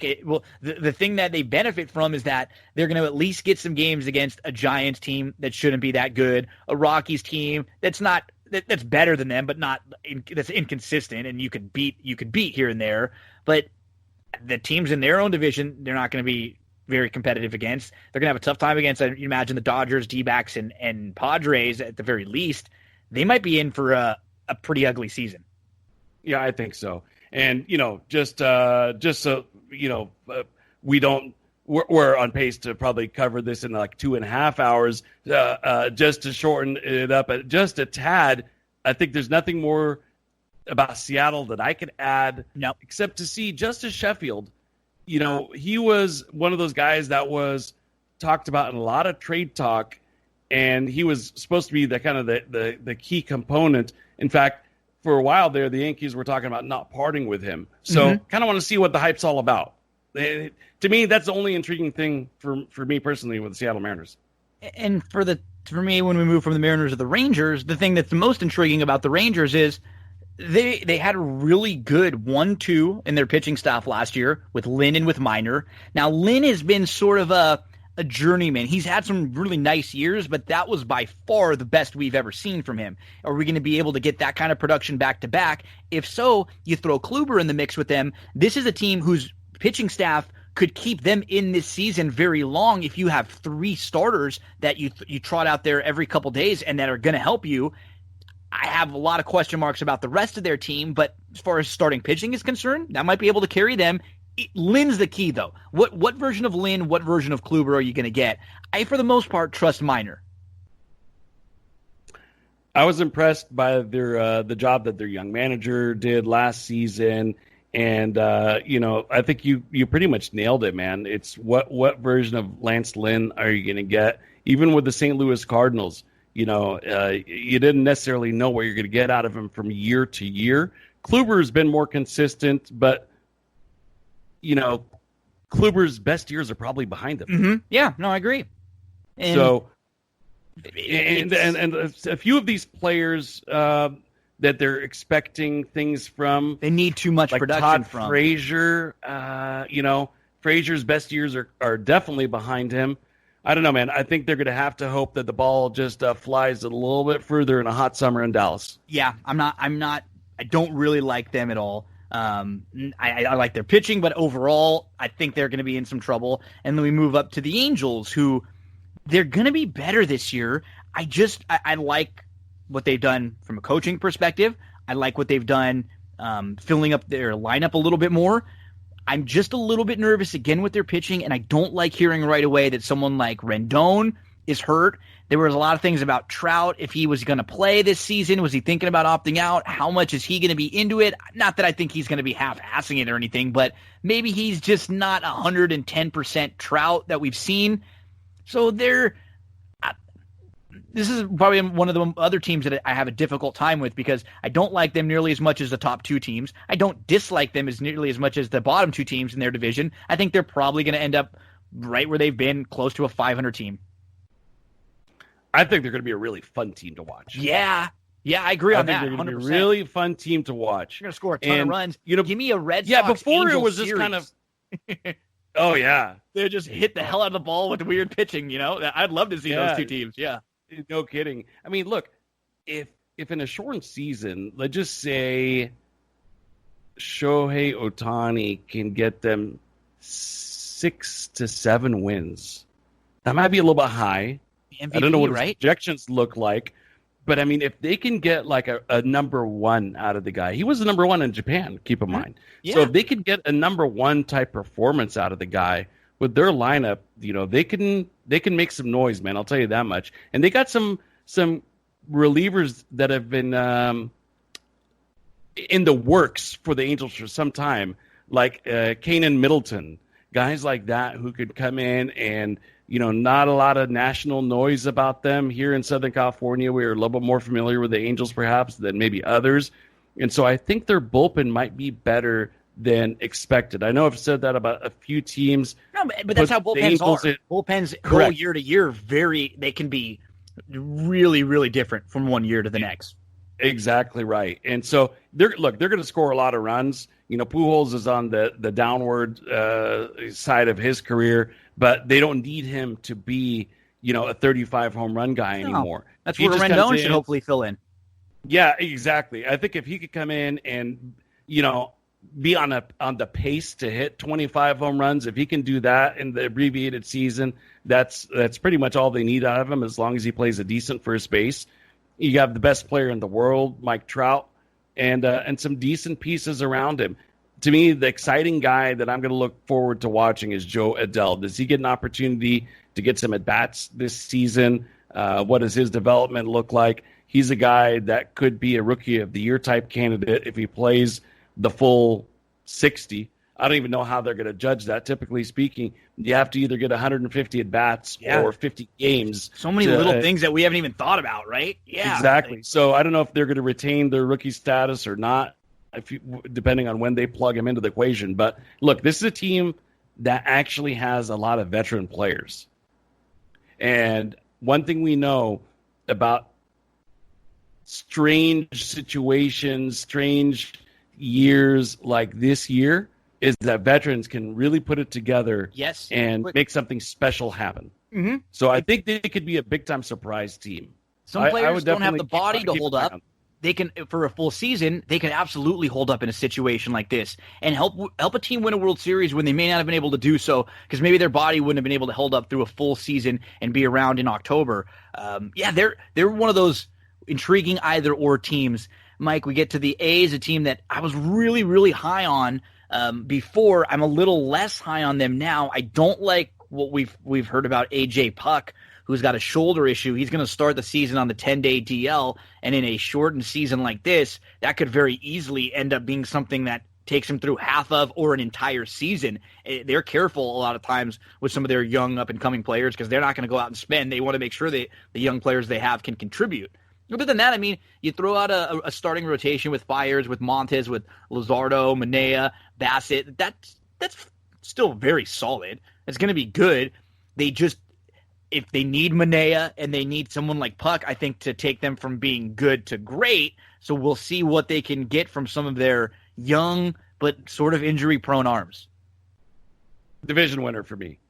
I like them, man. I like them. I do. Yeah, this is a solid team, and it's funny because, I would have never thought, and I had them, if you recall, last year as a playoff team. You were really high on them, and I was not. I was very high on them, and if you would have asked me, let's just say 2/3 of the way through the season, and you would have rattled off Chris Davis's stats and asked me where do you think they're going to be, I would have downgraded them from a playoff team to a non-playoff team. And that just goes to show the amount of under-the-radar depth that they had and that they have going into this year. A lot of these younger guys now have that confidence. Marcus Semien became an MVP candidate. It'd be cool to see Chris Davis going back to his old form where he hits 247 every single year and a bunch of home runs. He's Mr. Consistency when it comes to that. But overall, I think their lineup is good enough to win a lot of games. Their pitching staff is good. Liam Hendricks emerged, is a good closer. The relievers are solid. They got some veteran relievers. Matt Olson could be the number one first baseman this year. He's one of those players that you don't think about when you think he is just steady as they come. Really, really solid. He's going to go out there every day and get you like a top tier statistics and just play very good baseball. You mentioned the other ones. There's no real weaknesses on this team. Good starting pitching, really good bullpen. That is going to be a top 5 to top 10 bullpen, no doubt about it, with Hendricks, with Pettit, Soraya, Diekman, Trevino, McFarland. They've got tons. They're very similar to the Rays in that they'll just throw a ton of different arms at you, and then all of a sudden someone else comes up that they bring on from their taxi squad or their 60 player pool, and you're just like, who the hell is this? And he's throwing 2 innings and shutting you down. They're organizationally a team that I trust now to always be there. They just do a great job with the hand that they're dealt. Yeah, and the one final remark I'll make about the A's is that, watching Ramon Laureano in the outfield is really, really a thing of beauty. And then tack along 288, 294 bombs, then this guy is like a real serious ball player. He can win you a series guy, for sure. But he put together a good season, good batting average, a lot of home runs, stellar play in that very spacious Coliseum outfield. A's are my division winner. I think this is their year, especially with the drama and the problems that the Astros organization has been dealt with. This is the year to sneak up on the Astros. I'll tell you what, this might be kind of crazy, but the A's are my division winner, and the Angels might sneak into second ahead of the Astros. I'm low on the Astros too this year. I still think they probably end up making the playoffs, and I'm hoping that the A's can beat them in the division. But we look at this Astros team, and obviously everything that went on that they had to deal with over the last couple of years. But I start to look in particular at the one thing that I thought, when they had Verlander and Cole and Greinke, was they had this unbelievable top tier, three-headed monster. You got really great depth at the top of your pitching staff. And now you remove the one who was probably the most impressive last year, and then you have 2 guys who now have another year on them. And I like Greinke and I like Verlander. They're getting a little bit older. They've got more miles on them now. I could see this team coming back to life. Man, I would love to see them start 0-4 or 0-5, something like that, and then start squirming and start worrying about what people are saying to them and all the stuff they're seeing on social media about this team. They only did it because they cheated. That would be great. They still have a ton of really talented players, so I can't see them being bad, but I could really see them, like you said, I'd be less shocked to see them miss the playoffs than the Yankees. I think the Yankees are probably more steady in there, or the teams that are at the top tier. The Dodgers are considered in that top trio. To me, I'd be more surprised if the Dodgers had a bad year than a team like the Astros if they were 500. Completely agree. I think here's the thing about the Astros. They're coming off a very, very disappointing conclusion to their year. Mm-hmm. And then the worst offseason you could possibly imagine. So now, let's just say, you don't get the same season out of Michael Brantley. Josh Reddick is one of those guys who year in, year out seems to do more than I ever expect him to do. Yep. But let's just say he's average. Brantley regresses. Maybe Jordan Alvarez has a sophomore slump, or sophomore slump. Yep. You don't get much production from Martin Maldonado, right? And then between Correa and Springer, I think there's no statistical basis for what I'm going to say. I just a gut feeling. One of those guys is going to have a subpar year. Mm-hmm. And I think it's going to be George Springer. Correa gets banged up a lot, and if he gets Correa hurt in a season like this, he could miss the whole year. Sure. So now that happens, and if McCullers doesn't have a very good season, then they're going to have some problems. I know they need a must have from McCullers. He's got to deliver, and if they don't, I think they're going to be in trouble. I think this is a team. Yeah, they're loaded with talent, but I don't know. Something just tells me that they're just not going to have a very good season. The bottom part of their rotation is Uquidi, Joshua James, Framber Valdez, Forrest Whitley, that they're going to be needing to get a couple starts and from. Josh James is better off as a reliever, in my opinion. Yeah, I agree. So I don't. Yeah, there's of those top teams. I'm less high on them than I am on some of the others as we move from the American League to the National League, and we'll start in the National League like we did in the American. We'll start in the Eastern with the NL East, and a team that. They're the Baltimore of the National League in that they're bad. They're probably the worst team on paper or very close to the worst team. But the Marlins at least have some prospects. They at least have some guys that are in the pipeline that they can look forward to. And they did bring in a couple veterans this year that should help their team not be as bad on the day-to-day. We're starting to see aspects of the Jeter plan, right? It took a little bit of a time. Probably seems like forever for Marlins fans because they saw one by one their best players go off and be stars in New York, in Milwaukee, etc., St. Louis. So they've been picked apart. They've now got a lot of their pieces up in the big leagues. They're a last-place team, but I think that it's a night-and-day situation from the Baltimore Orioles. Completely agree. You just look, and there's guys to be excited about. There's players now, someone like a Brian Anderson, and then you bring in some, players like Jesus Aguilar and Dickerson. You have Rojas there. Those are big league ball players that are going to get you Villar. They're going to get you professional at bats, and so when you go through a lineup.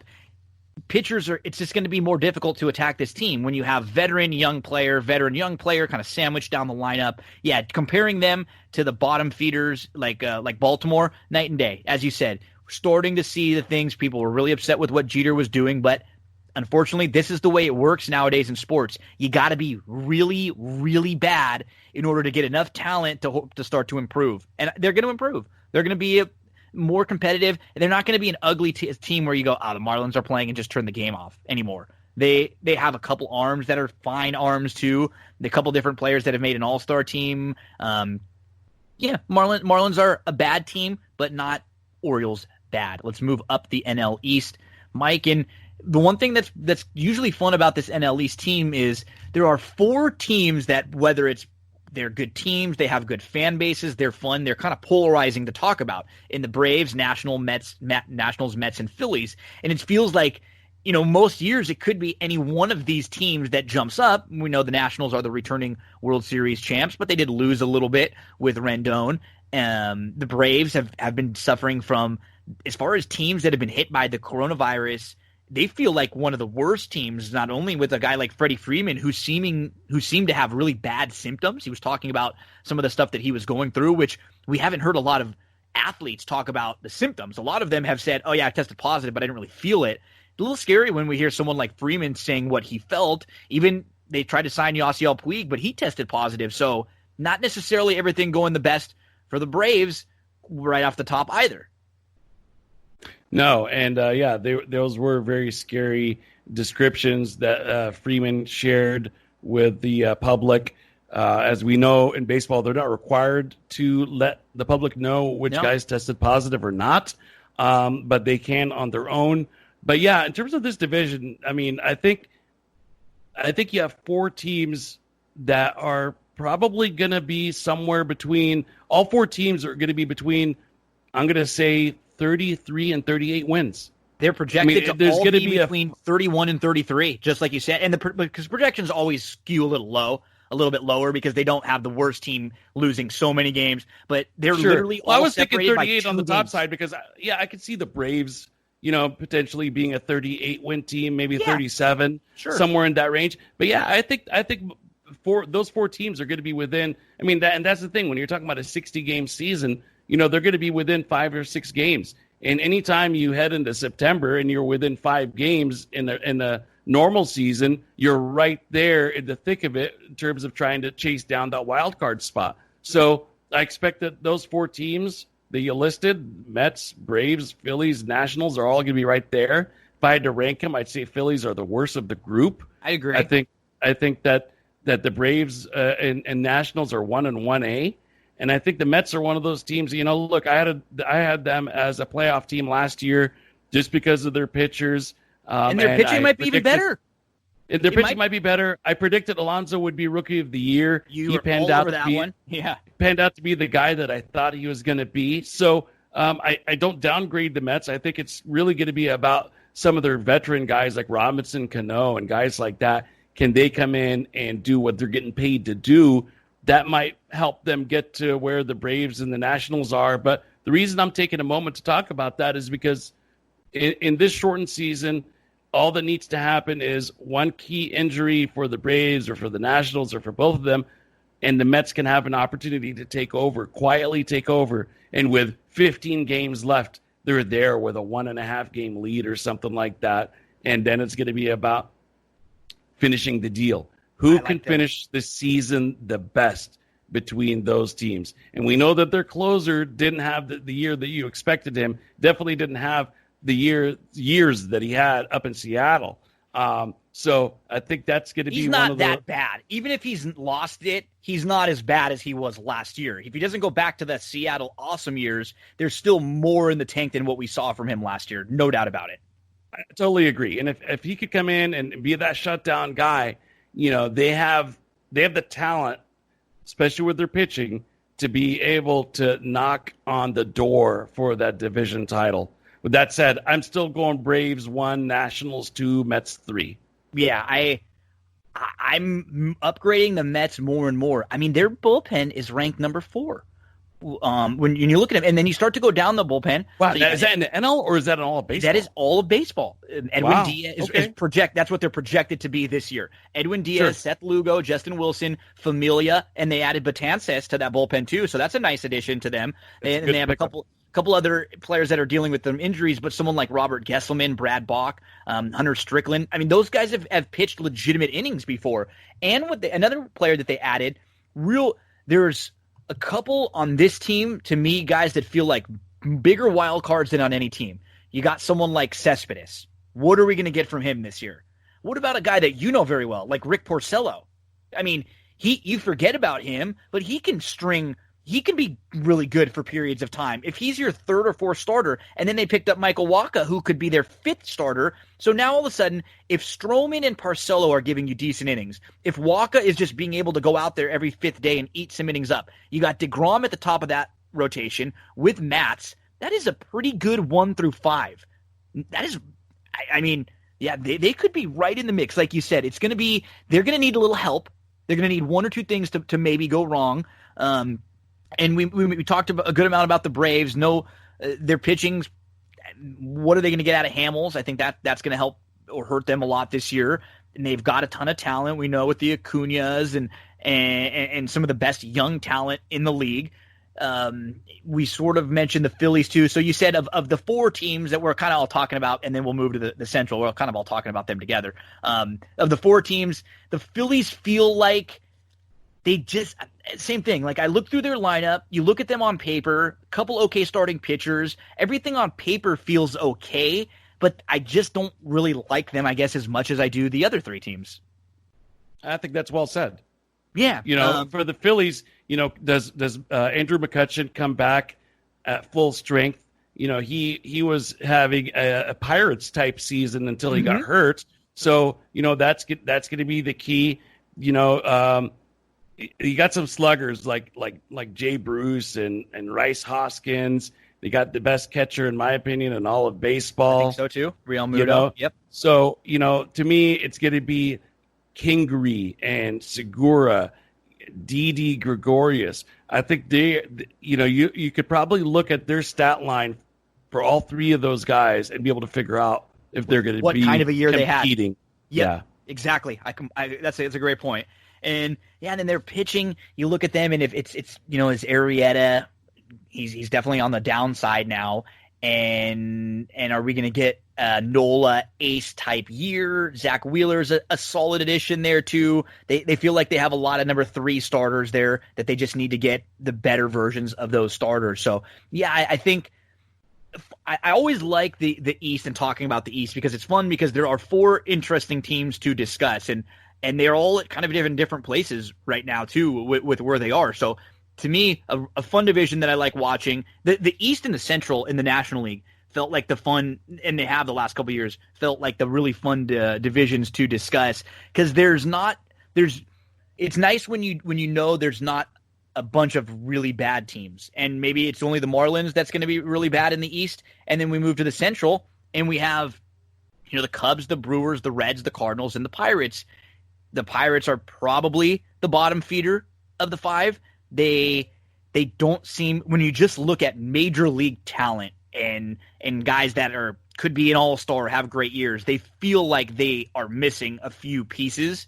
The other 4 teams, though, again, if you're telling me at the end of the season, I don't like the Cubs. I know the last couple of years you and I have kind of been against the Cubs too, and we were right on their decline.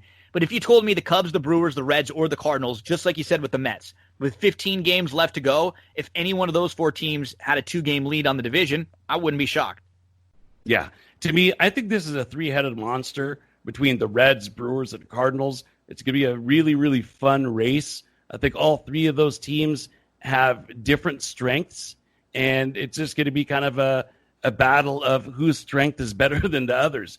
I liked the Reds going into last year. I felt that they were going to have, a top 3rd pitching staff in the league. I feel better about them now. I like their moves during the offseason. They are my division winner this year, Gino. The Cardinals are going to be really close second, and I think the Brewers are, somebody's got to be third, unfortunately. Brewers followed by the Cubs, and then Pittsburgh is going to be in last. But I really like this Reds team. I do, too. This is a team that I think is going to really surprise people. We kind of have the Cardinals are always there. It seems like they're a team that's always competitive. The Brewers over the last 3 or 4 years have been pretty good, but I think this is going to be the year that somebody other than one of those 2 teams wins this division. Cincinnati Reds. Yep. Book them, because this is a team that their pitching staff is extremely underrated. And, we were talking about guys when we were talking about the American League East with Garrett Cole that go to New York and just do not do well. The captain of that ship is probably Sonny Gray. Mm-hmm. Mm-hmm. And he just needed to get the hell out of there. And him and Luis Castillo and Trevor Bauer, I mean, you've got 3 guys who have number 1 type stuff. Yes. Who have been number 1 pitchers on their staffs. Yes. And then add like a Wade Miley and this is a very pitching heavy team. The one key question mark is Iglesias. He was very inconsistent from the closer role last year. And then you have Mr. Muscles, Michael Lorenzen, who can also add a little bit with the stick when he wants to. But, their lineup is good enough to win some games. And they've got some athletic guys in their lineup, too. So adding Nick Castellanos was probably the move for me, as well as getting another Japanese stick like the Rays that we talked about, Shogo Akiyama. Yeah. I think those 2 guys, those 2 additions are going to be what puts them over the top. And you already have an MVP type guy. He's been an MVP before in Votto. And I really like this Eugenio Suarez player as well. Nick Senzel, super athletic guy. Winker can hit. Galvis is one of those guys. He kind of has every other year, so we'll see what we get out of him this year. But if he doesn't do well, Alex Blandino is a good fill-in. So, yeah, this is a team that it has to be their year this year. And I like such a good pitching staff in 60 games. Advantage them. And I like the DH for them too, because they've got some sticks. They've got it seems like they've got a couple guys in the outfield that may not have a ton of playing time. Boom. Now you're going to be able to get some extra at bats for them out there. You were mentioning, you look at things about teams to piece together what they are as a team. Well, this team has an above average lineup. I like it. They have an above average relief staff with Iglesias, Garrett, Lorenzen, add Pedro Strop, Stevenson. That's fine. You need 4 or 5 arms. They've got them. And then you add a starting pitching staff now that is the top 10 for sure and could easily sneak into a top 5 staff. This team feels like a team that doesn't have a whole lot of weaknesses right now. And another really nice point about them, Mike, they're going to get to beat up on that American League Central. They're going to get a lot of games against the Tigers. They're going to get a lot of games against the Royals. They're going to get games against the Twins, the Indians, and the White Sox. So that's not the most difficult division to have to play a bunch of games against. I think they're in really, really good shape. I have them picked to win the division. I like them even better in a shortened season for the reasons that you said. They don't have to do it for a full season now. They just have to do it for a couple of months, and I believe in this Reds team. I think the Brewers, they always somehow seem to overachieve when you feel like on paper they shouldn't be there. They've done a hell of a job. Cardinals we were high on last year, and they had an okay year. It was probably a little disappointing because players, but we were really high on them, and a lot of people were really high on them because they made a couple acquisitions. But I think I would agree with you in your assessment of the division overall. I would place the Pirates last. Above them, I would place the Cubs, and then it would probably be, I think, the Brewers maybe right behind them. I've got the Reds, as the top team above the Cardinals. Probably the Brewers as the third team there, and what looks like a super competitive National League Central. And yeah, I mean, the issue I have with the Cardinals is, okay, we were hoping that Jordan Hicks, Mr. 100-mile-an-hour fastball, would come back from injury, but he's going to take this year off. He's opting out, okay? Mm-hmm. You have an unproven closer in Hwang Hyun Kim coming from South Korea. You have probably he should be a starter, Carlos Martinez. He was closing games for them last year. Kind of towards the end of the year, he really faltered in that position, so they're bringing him back into the starting lineup as a starting pitcher. Gallegos really took a step forward. But to me, having the uncertainty from the closer position going into the year is not a good formula. Because here's what's going to have to happen. You're going to have to jerk it around a little bit and now plug in somebody who wasn't expecting to. Maybe like a Gallegos or a Gant or an Andrew Miller. So then you have to restructure your relief depth. Everybody's roles are different now. Who's the middle guy? Who's the long guy, et cetera.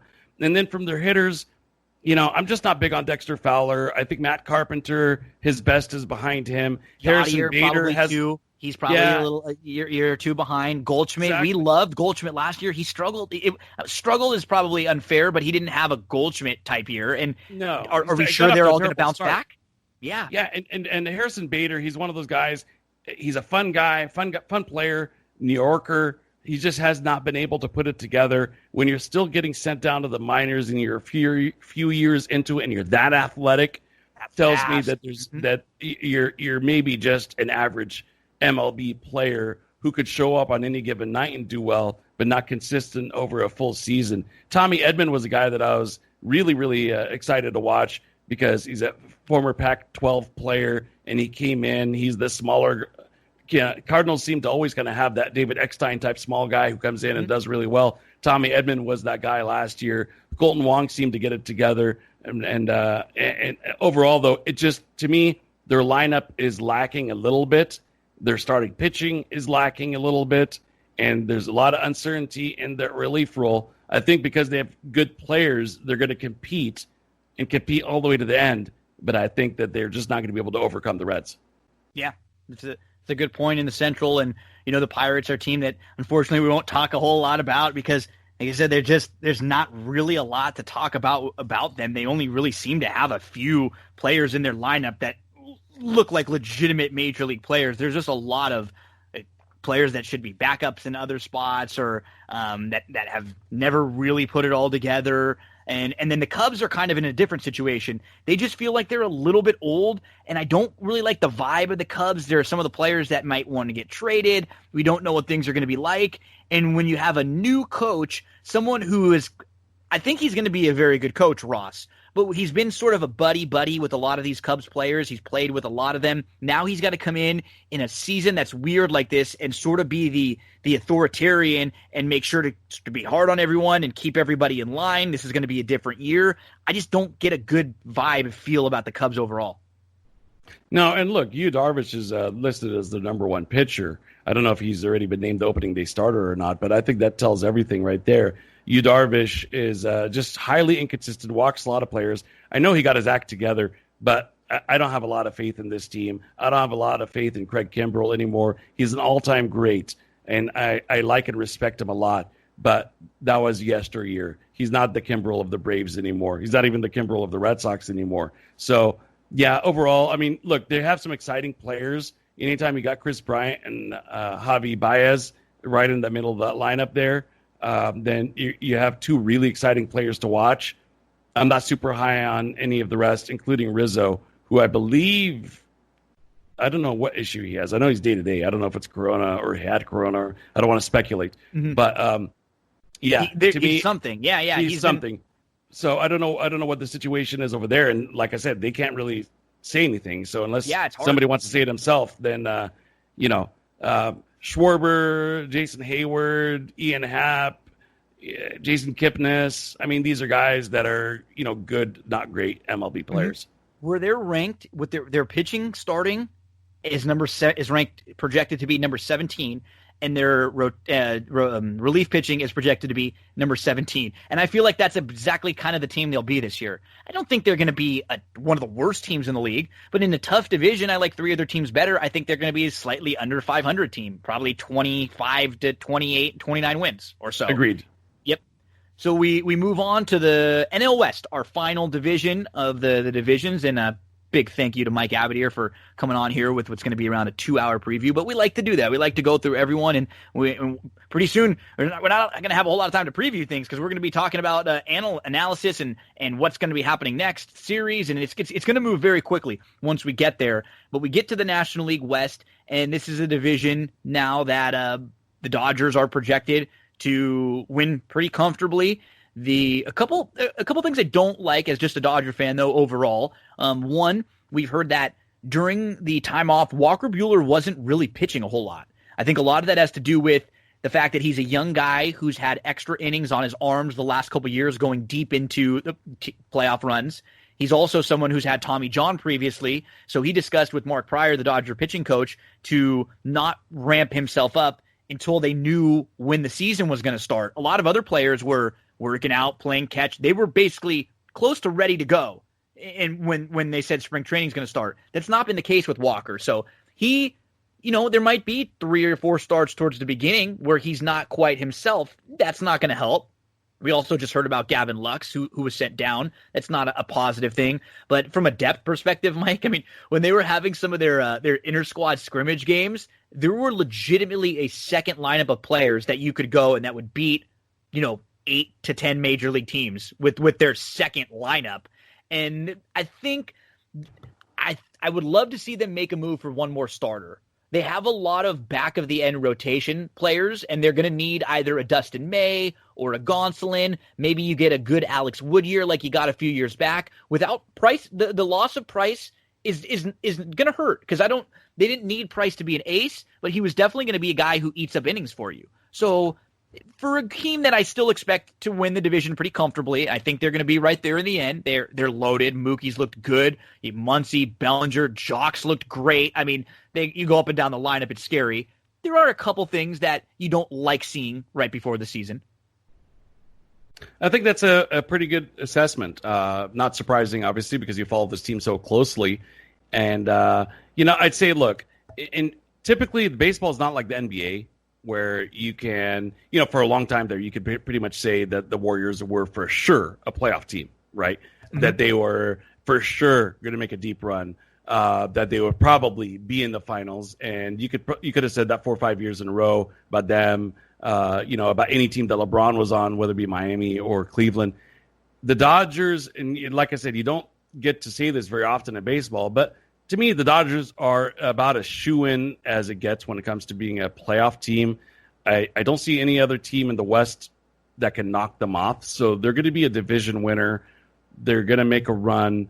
Agree with everything you said. I think their strength is that they've got top to bottom a lot of great players, not just good players, but they also have a lot of good players in case any of those great players get hurt or whatnot. I don't want to necessarily get into too much about Walker Buehler, but I sense that from what I've heard that he had a distracted offseason. Yeah, nothing major. Nothing major. You mentioned this. It wasn't physically; it was more personal stuff that around him that he was dealing with some issues, and it was nothing that was like him, stuff that was related to him, family, friends, things like that. Well, yeah. Look, I mean, we talked about it a little bit on a few of our shows last year. He had a death of somebody that was very significant to him, somebody very close to him in his family, somebody that I was very close to as well.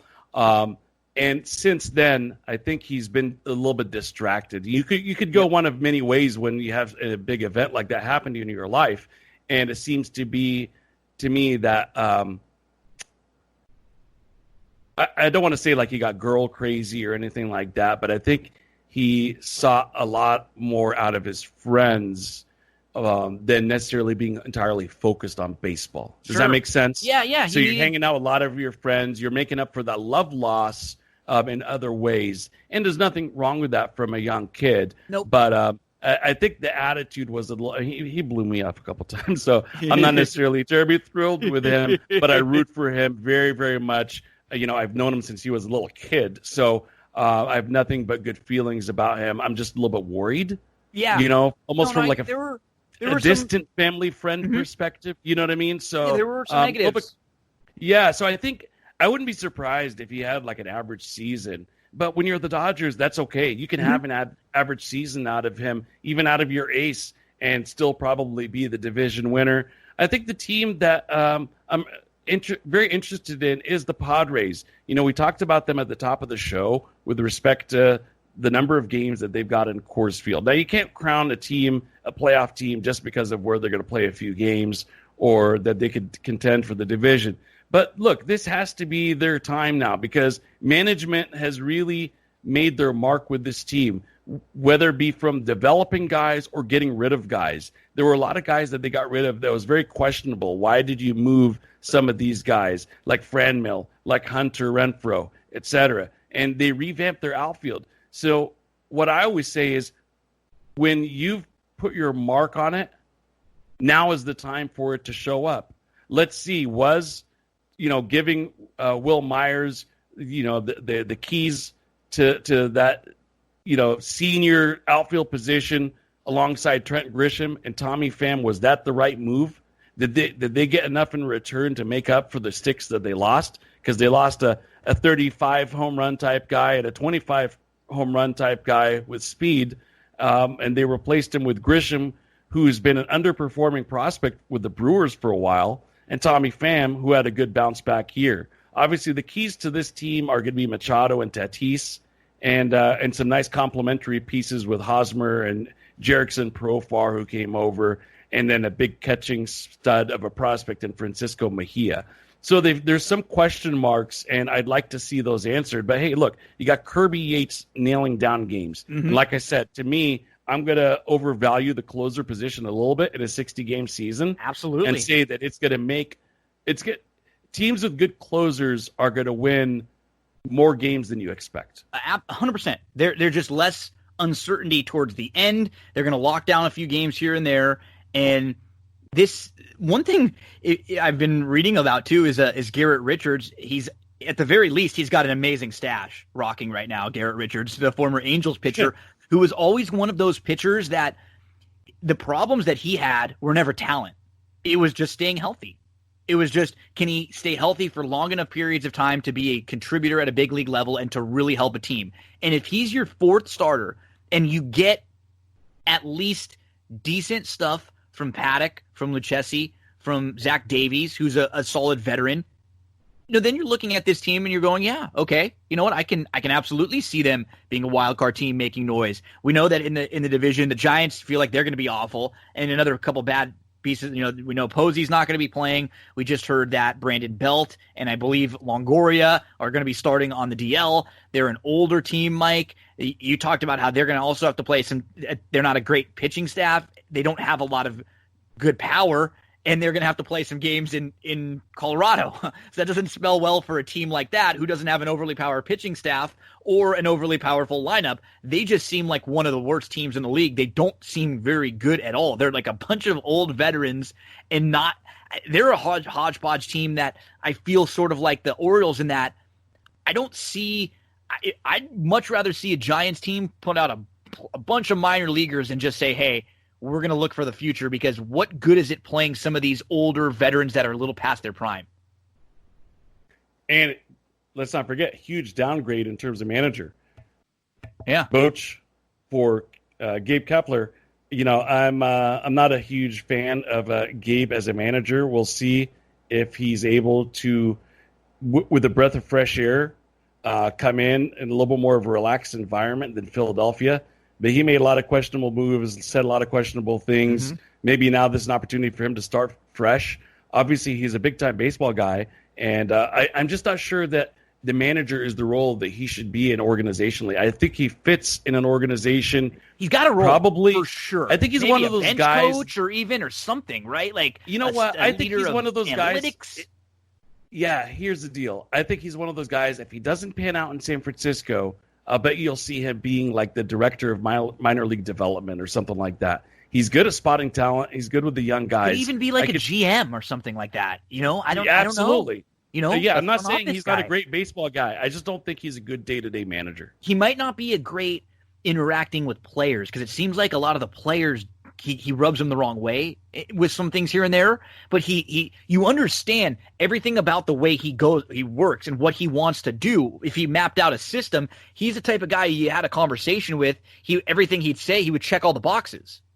But there's no doubt about some sort of intangible that seems like it's been missing so far. And you're right, maybe a change of scenery here, and maybe he gets an opportunity where there's not going to be as much pressure on him to win right now, and he can get a couple years, and then maybe next year and 2 years from now, we're talking about him as a guy who's been able to grow with some of these young players that they're going to look forward to. I think it's still too early, like you said, too early to completely write him off, because he's not someone who I look at and go, oh, this guy's not he doesn't have a baseball mind or ability. It just might not be as a head coach. He might be like in football a lot of times, you're more of a coordinator than a head coach. And we see how many coaches go from being a great offensive coordinator to a shitty head coach. you know what I'm saying? Yeah. Sure do. Okay. So I think that kind of leaves us with Arizona and Colorado, yeah? Yep. Mm-hmm. Yeah, absolutely. So, and for me, go ahead. No, go ahead. Go first. Oh, I was just going to say, so I spent a little bit of time talking about Colorado, really about the Coors Field effect at the top of the show. Here's one thing that I didn't mention. I was kind of saving it for a little bit later on in the show. Everything that I rattled off statistically, top run scoring stadium and second in home runs and so on and so forth, keep one really big thing in mind. That was with the pitchers hitting. That was with the pitcher's spot. There's going to be another spot in the lineup. DH. It gives new life to somebody like maybe like a Matt Kemp or a Daniel Murphy. That's why they go get him, Matt Kemp. You're right. Yeah. Yeah. So I think, look, this is a team. I'm not very impressed with their pitching staff. Marquez has a lot of ability. Gray has some ability, and even Freeland has some ability. But these aren't guys that can overpower the Coors Field effect. So right out of the gate, these guys are going to be knocked out of games early. It's going to be all about how do they perform on the road. They're just not a great road hitting team. I know the splits for Arenado aren't that bad, but overall, Daniel Murphy's a really good professional hitter. Same with Charlie Blackmon, but add Story to that mix, maybe Ryan McMahon and Kemp. You need a lot more than that to win ball games at the major league level. And for me, it's really about those 4 or 5 guys. We're going to see some splits this year. I was also reading about this in an article on The Ringer that was talking a lot about the sabermetrics of the year. For just what you said. Because normally when you have a team like the Rockies and they play a full 162 game slate, you can see where the splits are, and they're not as absurd because there's a bigger sample size. They're going to be playing either in Coors Field, and then their other games are going to go down to the Giants. They're going to have a ton of games playing the Giants, the Dodgers, and the Padres, which are the opposite type of stadiums.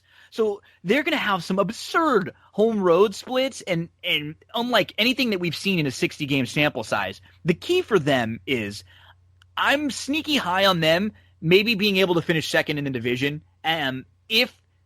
What are we getting from Kyle Freeland? This guy was not just good a couple years ago. He was incredible. And then since then, he did the opposite. He went from as good as he was to as bad as you could imagine, like bad dream, nightmare type stuff.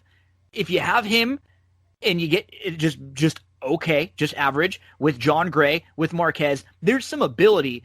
You hit the key point, though.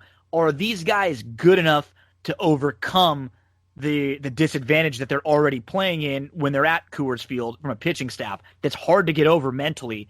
And I don't think they're going to be good enough to probably to make a playoff, but I would sneakily maybe pick them over the next team and the final team we'll talk about, which are the Diamondbacks, because the Diamondbacks, what are we going to get at a Bumgarner? I think Robbie Ray is good. Luke Weaver's okay. Zach Gallen, they got an okay starting rotation. They're ranked below average. I will say, from an organization, I'm impressed with how they've been able to stay competitive, just like you said with the Red Sox and some of the other teams that we look around. You get rid of some of your best players, and you're still able to field a lineup that feels really competitive. And a lot of people have Arizona as a team that's going to be battling for a wild card spot. They have Marte, and there are nice pieces to them. I think Martes, the Martes. They to me feel like they're an above 500 team, but I don't know how much above 500. Yeah, I think it's really going to depend on three guys, because I actually like their top three starters. To me, I don't put Luke Weaver in that mix. I like Mad Bum. Robbie Ray, I think, showed some really nice glimpses last year. Zach Gallen was a key piece that they got from the Marlins. The Marlins were very high on him. So I'm going to say that Robbie Ray and Zach Gallen still have opportunity to improve. Mad Bum's not going to improve. We just know what we're getting from him, and we hope that we get close to as much of the old Mad Bum as possible, and that he stays healthy. So to me, I think, and I love the Marte guys, Cattell and Starling, both of them. I like them a lot. So, and Cole Calhoun, I think, is going to be a nice move for them. So really, to me, it all boils down to three guys: Christian Walker, David Peralta, and Jake Lamb. These guys are really above average baseball players when they're on the field. It just, you can never get them on the field at the same time. And that's why that's why I had to bring up guys like Kevin Cron, who's supposed to be a big time slugger. I don't know where he fits in with this team on opening day, but I think he's going to be getting a lot of at-bats because you just can't rely on Jake Lamb, can't rely on Christian Walker or David Peralta. When Peralta's in there, you look up his stats, they're surprisingly good when he plays. They also have another big-time prospect in Josh Rojas. So I would almost want to see them move on from some of those veterans that I mentioned and just go ahead and plug in Kevin Cron and Josh Rojas. Yeah. They're inexpensive guys that, might be looking at some, big-time contracts in 3 or 4 years. You might as well get as much as you can out of them right now. I mean, they're the two biggest prospects in your organization, hitting-wise at least. Yeah. So you might as well put them in there and see what you can get. To me, I think that's going to be their best way forward. They've got a little bit of depth, though.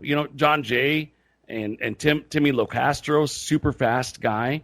A couple other guys like Vargas and Andy Young, et cetera. So I think an underrated catching move is Stephen Vaught.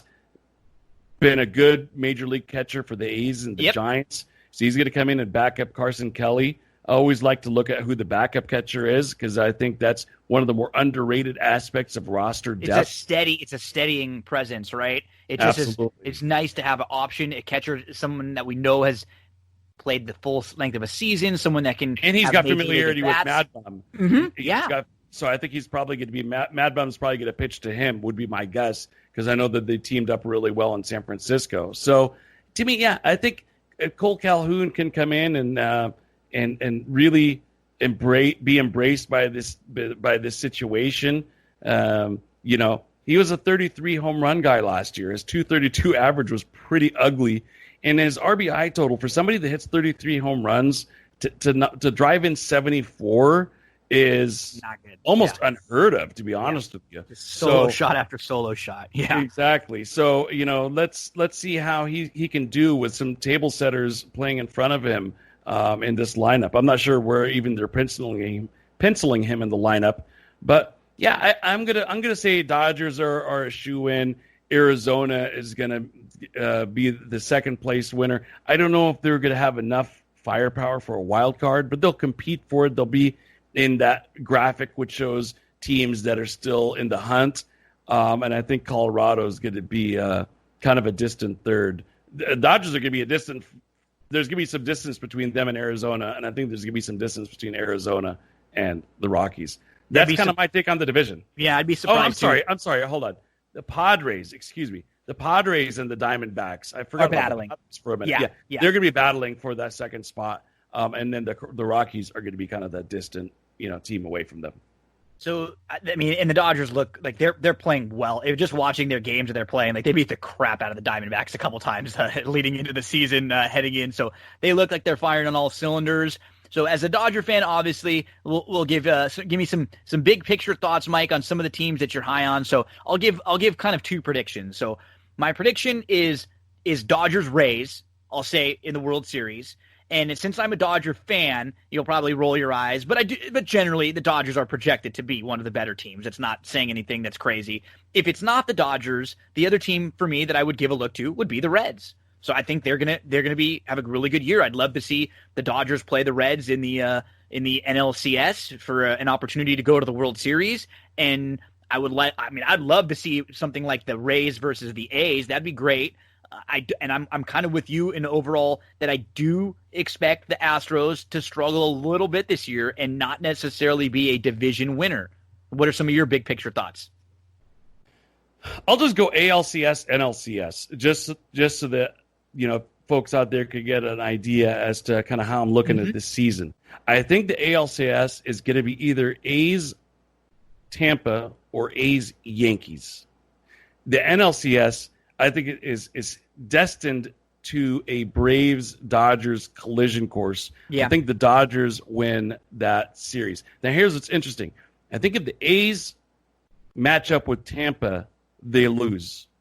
Excuse me, with the Yankees, they lose. I think with Tampa, they win. Because they're similar ironic teams, right? Which is ironic because I have Tampa ranked ahead of the Yankees. Yeah, but I agree with you, though. The matchup, you could see the A's out-Tampaing Tampa in a series. Yes. Just, right, throwing a bunch of arms at you over and over and doing weird stuff with their starting pitching and closer, so that I completely agree in that. I don't think they could I think the Rays could beat the Yankees. I don't think the A's could beat the Yankees.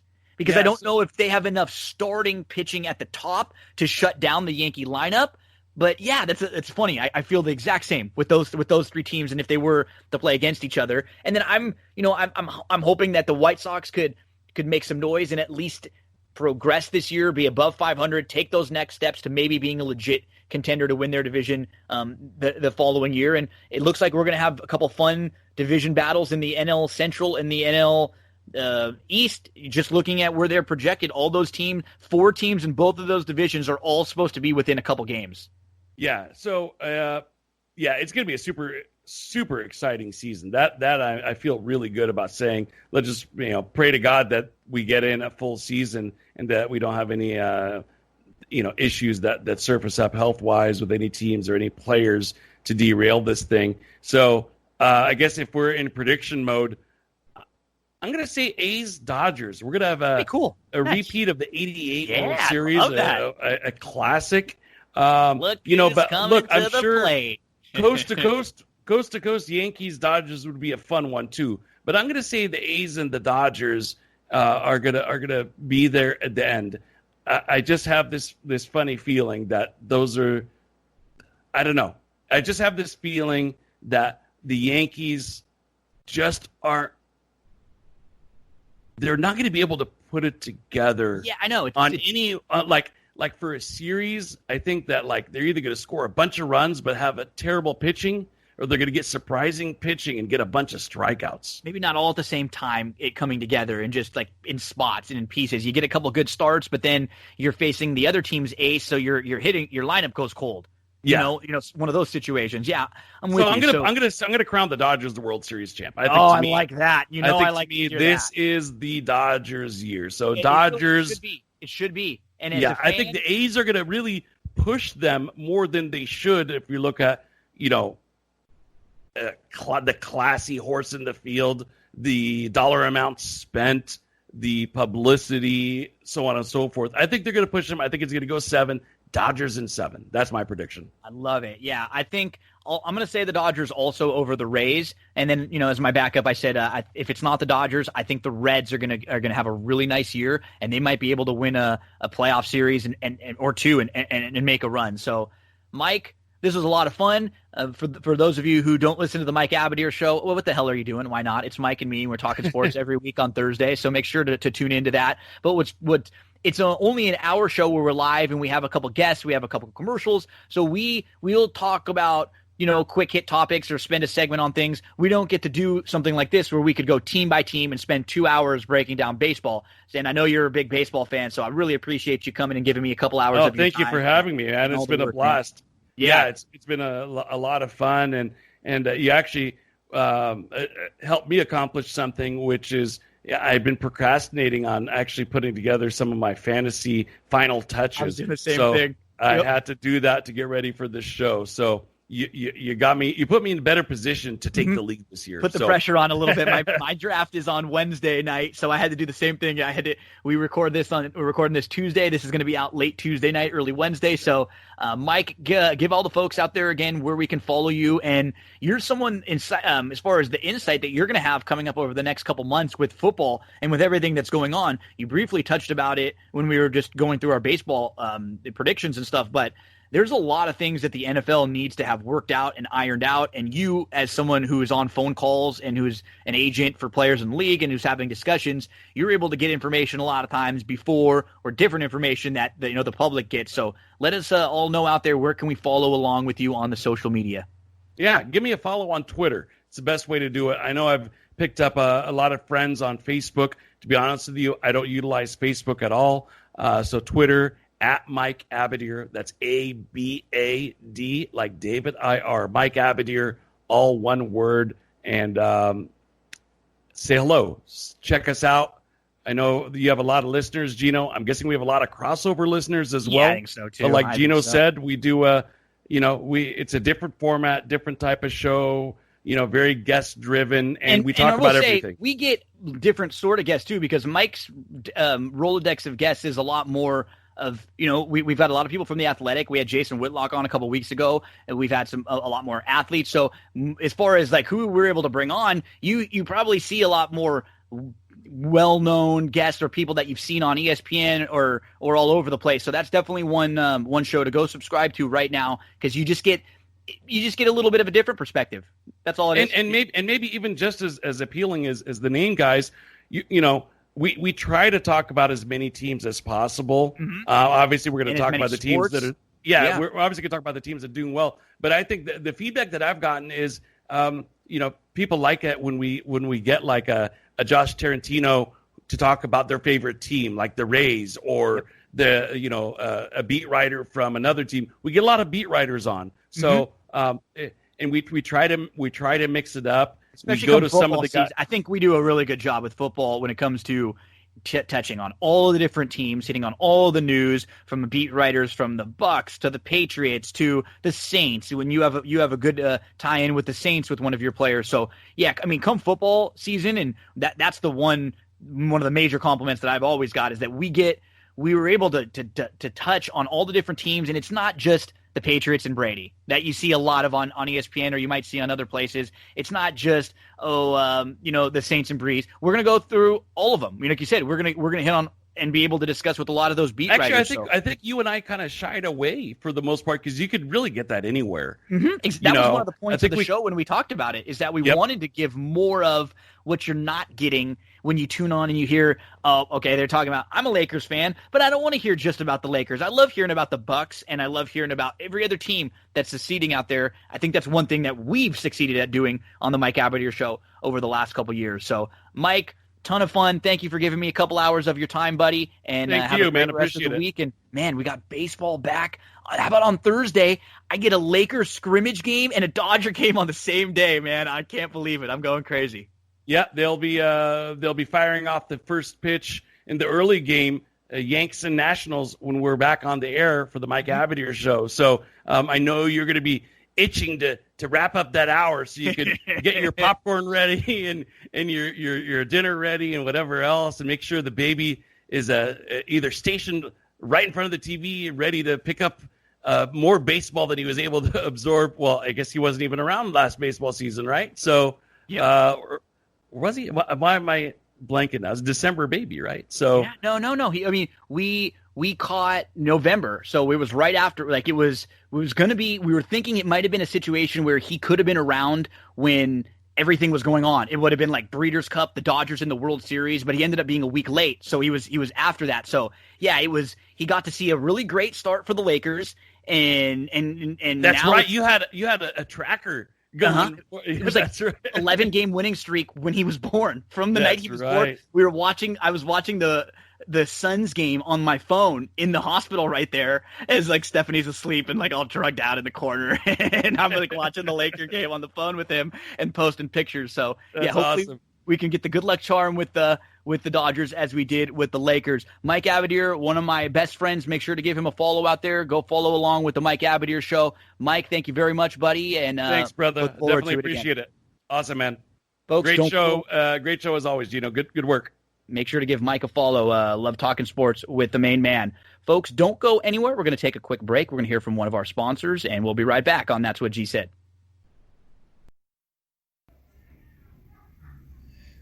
One of the sponsors of That's What G Said podcast is Cindy Carava, full-service realtor, and I am here over in Glendora at Coldwell Banker with Cindy Carava. Cindy, how was 2019 for you? Tell us a little bit about what kind of stuff you were working on. Hi, Gino. Thanks for having me. 2019 was just really great. I had a great year selling homes all the way from Altadena, Arcadia, Monrovia, out to Upland and Ontario just recently. The market has been really good. We're looking forward to 2020 with an increase in home prices about 5.8% this year, opposed to last year where it was a little softer. We saw more like homes averaging about 3.5% in increase in value. It's also looking great for buyers. The interest rates right now are going to be staying under 4%. So if you've been on the fence about thinking about buying a home, now is the time to do so with interest rates still staying low.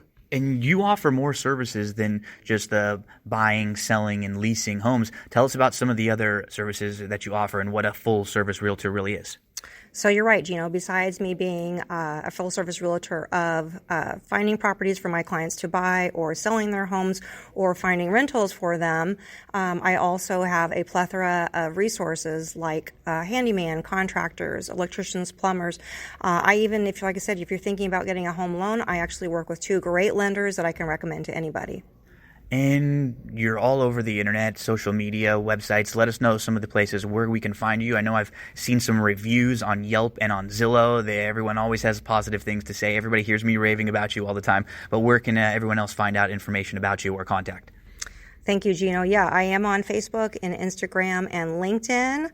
And you can contact me on my website, which is www.cindycarava.com, or my email, which is cindyc.realtor@gmail.com, or feel free to call or text me on my cell phone, which is 626-394-6400.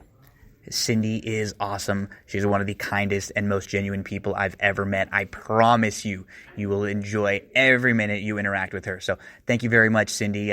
Appreciate all of your support from That's What G Said podcast. Thank you, Gino. Have a great day, everyone. Big thank you to Mike Abadir for joining me. You could hear we got deep into baseball going team by team. I like to do that. I don't like to just do a quick overall preview. I'd much rather go deep, and if you want to skip around and just hear about the team you like or the divisions you like, you can do so. I'd always rather give you more than give you less. So let's jump into horse racing. Now, let's get to Wednesday. Let's get to Saratoga Wednesday, and then we'll get to Canterbury Wednesday with Dave following this. So for Wednesday at Saratoga, I'm going to have 4 plays throughout the card. Get your past performances out. We're talking about Wednesday, July the 22nd, and my first play is going to come in race number 4. And, hey, I mean, football's coming up. We're talking about sports coming back. How about Breeze Bayou? That's who I'm talking about. The number 4, Breeze Bayou. This one's going to go second start off the long layoff, and what I like is you come back on June the 11th, you run well, finishing third at the level, and you got plenty of time now, so there's no bounce coming quickly, second start back off of that long layoff. I like that there's a little bit of time in between.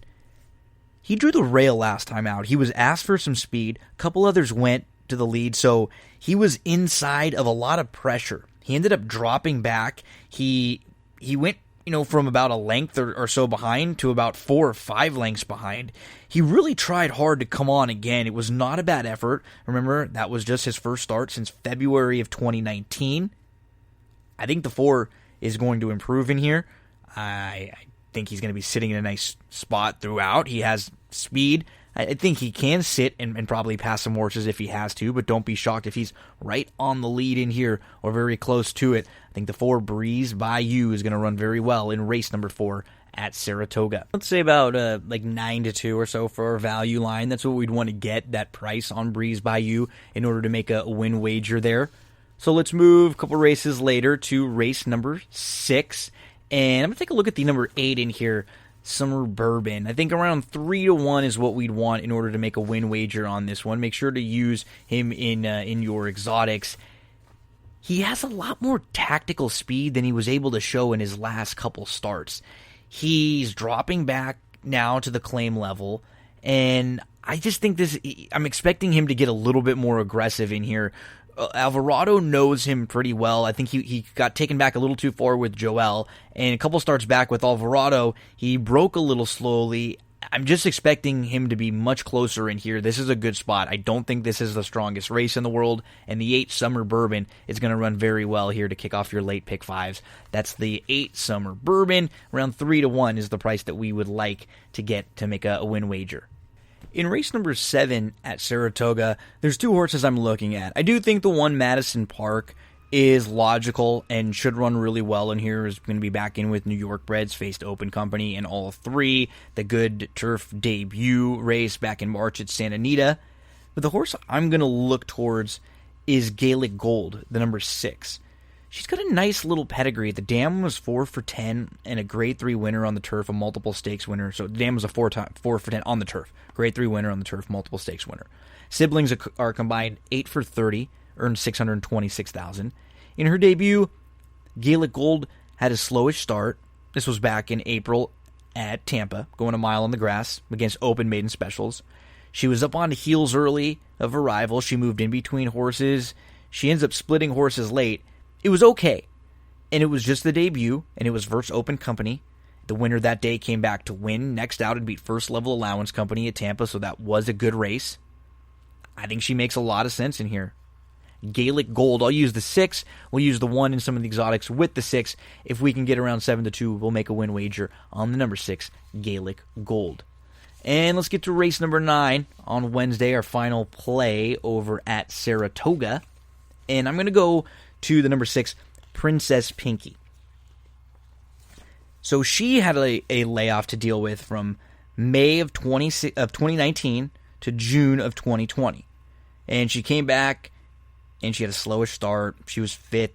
She ended up settling about 4 lengths off. She moved to the inside, and then she got caught in a tight spot. She was in between horses. She was traveling well, but she had nowhere to go. She got shuffled. She lost a few lengths, and she couldn't re-rally. She was chasing a wire-to-wire winner. She ends up just missing second that day. It was her first start in a while. She should have a lot more fitness under her belt. She should be a lot better, and I'm expecting her to take a little step forward. That's all she would need to win this race.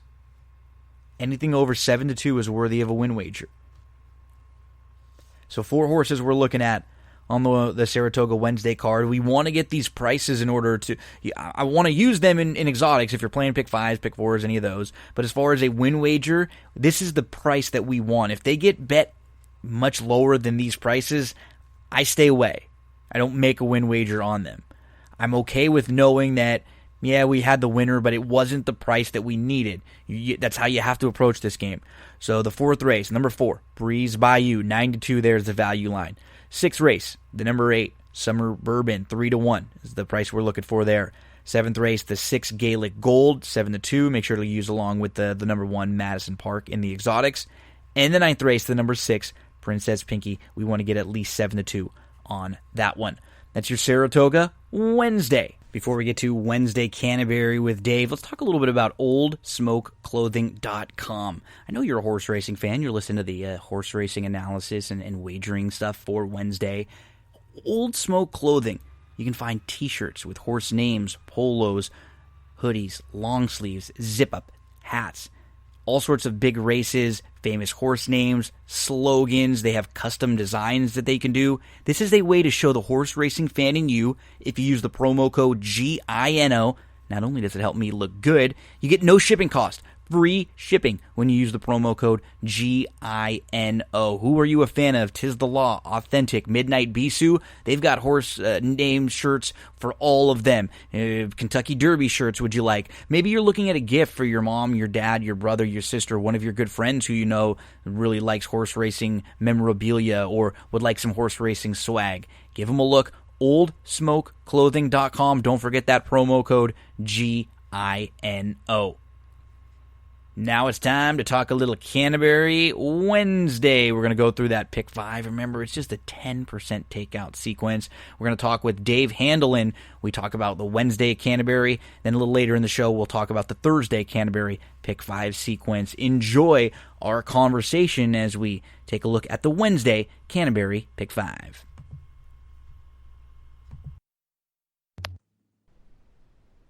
Another week of racing over at Canterbury, so you know what that means. Some of those low takeout pick 5s, in my opinion, the wager that has become the best wager in all of horse racing because it's a pick 5. It's at a track where you can play for a 50-cent based wager on the pick 5. The takeout's 10%, and you get grass racing and dirt racing. You get a nice hodgepodge of horses that are kind of coming in from all over the place. And Dave Handeland joins us again. Dave, I believe last time that we talked, did we discuss the $85,000 and the $90,000 pick 5s back-to-back days? Gal, were we actually part of them?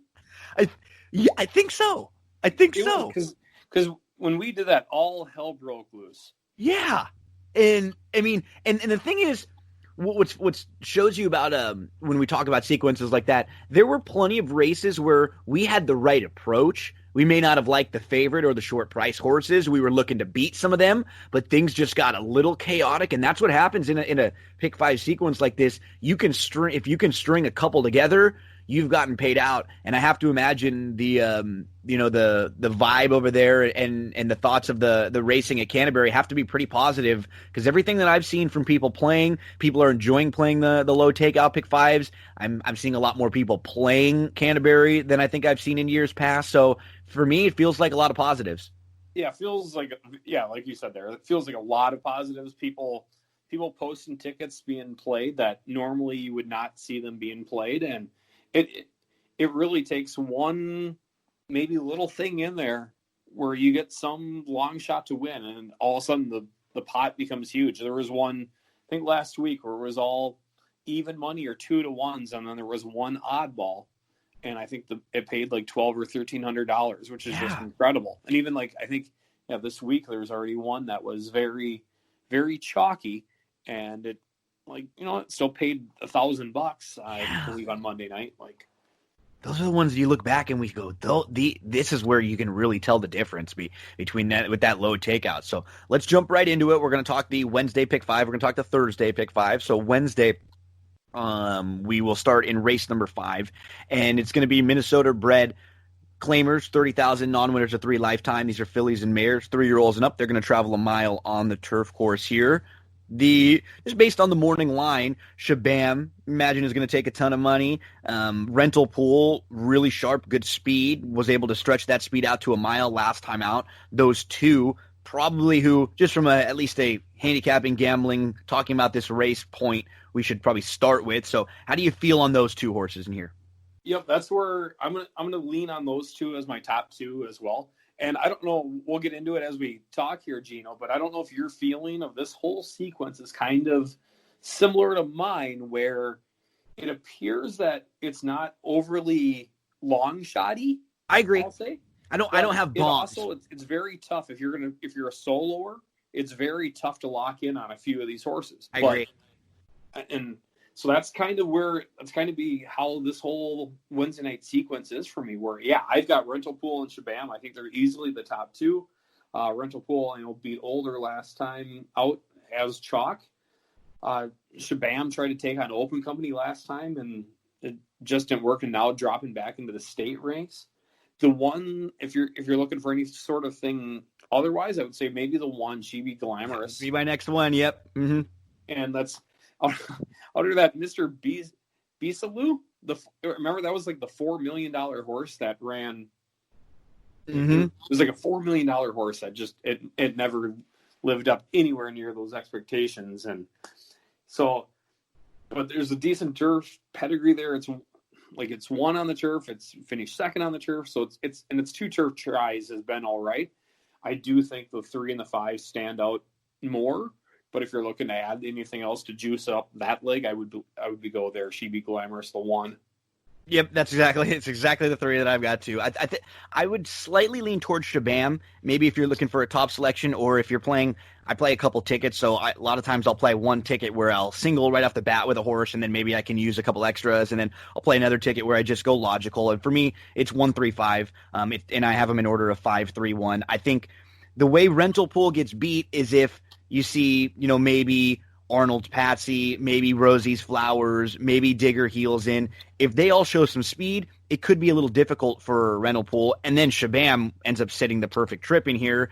And if that's the case, then maybe She Be Glamorous even can save ground and come rolling late. So it's 5, 3, 1. We have the same 3 horses in here, and we move on from race number 5 to race number 6, leg 2 of the pick 4 sequence. We have $10,000 beaten claimers in here, 3-year-olds and up, which have not won 2 races, or Minnesota breds, which have not won 3 races. So just from a pure betting perspective and where the morning line is, the number 5, Big Daddy's Flying High, dropped in class last time out and for Lothenbach Stables, and was a big winner. Now going to go first off the claim for a new barn. So it's always interesting when you see horses like this who, they obviously had higher expectations and hopes for a horse like this. When the connections bought him, they paid a lot of money. They debuted at, Keeneland and at Churchill and at Fairgrounds against Tougher. And then you end up for 5 at Canterbury, but you get a big win. A lot of times that's the kind of win that gives you like a wake-up call, a little confidence, and you're able to string a few together. It's always tough, though. It's like a case-by-case basis with horses like this. So where do you stand with the Big Daddy? Big Daddy, I'm using the Big Daddy. It's not necessarily a top pick, but my top pick I don't really love here. But no, I'm completely with you on that. It's weird. Actually, with you see that and the 6, there's these huge purchase prices on these things, and now here they are, $10,000 level, and Big Daddy claimed for 5. I'm with you. Is it a little bit? It got its confidence last time. It ran tied for its best career number that it's had. Is it back? I did notice, so that trainer is Greg Edgen he doesn't have a lot of horses and a lot of data to go off of, but his first off the claim, he's 36%. So, top 3 picks in here are the 5, the 6, and the 7, and the one thing they all have in common is they were all claimed. Yeah, they're all making their first starts with their new connection, so you don't know. All right, who's going to move horses up and whatnot? So I like the 7, but the first claim number, when you compare the 7, who is first off the claim, is 0 of 19, and the 5, who is 36% out of 14 starts, I probably should lean more towards the 5 than the 7, but there's something about what I feel I like the 7 better. Yeah, I kind of agree in that. Maybe that there feels like there's a little more speed to run at. I think those Oaklawn Park races for Mika Bay kind of jump out a little bit because maybe you feel like he's pretty consistent because he actually ran pretty well against 20 restricted claimers and 16 restricted claimers at Oaklawn, which feel like they're a lot tougher spots than this might be. I think I'm with you too. And he did miss the break last time out, so he was like way out of it. He was 8 off. He moved into it late. And, you know, the horse who won that race came back and won. But what was a little deceiving about Mika Bay is he ends up finishing 5th. He was like 2 strides out of finishing 2nd. Yeah. And it's one of those weird things where if he's 2nd beaten 4 lengths versus 5th beaten 5, it feels like a whole different story, right? Just like looking at the paper and seeing the 2nd versus the 5th. And I think a lot of people might see the 5th and go, so maybe with Mika Bay we can get a little sneaky here and maybe kind of an in-between horse. Anybody else? So we talked 5, we talked 7. Anybody else in here you want to mention? You said the 6, right? The other one may be the 6, which is another one of those where, claim for $160,000 purchase, claim for $5,000 off Joe Burnt and Lothenbach Stables. Huge favorite last time out. I guess 2 races back, it was in the same race as the Mika Bay race. Yep. And just was a 3rd, but it was in that same blanket finish that you said where they all kind of came in together. So 6 would be the other one, but I'm going to lean towards Mika Bay. Maybe it's just a little more value. The one thing, like Troy Besky, I know he said his claim number the O of 19. It seems like he usually claims off maybe the Diodoros of the world, and it's a horse dropping and he tries to get his hands on it. Where this one claiming from Tammy Hornsby, who's a 7% trainer, like, all right, well, maybe Troy can move this one up. That's a great point. That's a great point. And a lot of trainers do that. I see, like, I used to notice Doug O'Neill, he would claim a lot of the Baffert or the Mandela horses that would drop like this. You know, they'd be like $150,000 or $100,000 or $200,000 purchase and they drop in for 20. And then sometimes it's you can get those horses back, but it's not automatically won first time, right? Sometimes it'll take them 2 or 3 times to get one of those horses right again at their level. That's a good point to mention with someone like Bethke because they can get him into the winner's circle. It just might not always be first off the claim from a big barn. With a horse like this, you may have more of an opportunity to move them up. Good insight there, Dave. 2 horses I'd like to mention that we didn't talk a ton about. The inside 2, I think, depending on how you put your tickets together, because this race did feel sort of like a spread out race to me. The one, I look at Run Tech, and I look at those races at Oaklawn. So if you look at Run Tech's, go through his entire career. I like doing this sometimes. In his career debut, he was behind a horse named Noose. Noose is a horse who actually has changed his name, is now Scabbard. Scabbard is multiple graded stakes placed. In career start number 2, he's behind a horse named Andesite, who's multiple graded stakes placed. Career start number 3, he hooks a horse named Art Collector. Remember, Art Collector just came back and won the Bluegrass. So look at some of the horses he faces in his first few starts. He just is thrown a little to the wolves. He comes back at Turfway, actually doesn't run a bad 4th against maiden special weights in a field of 11, then changes barns and drops in class. And he's in fields at Oaklawn that we've talked about, fields of 12 at Oaklawn, where you actually don't run bad to split those fields and finish 6th and 7th.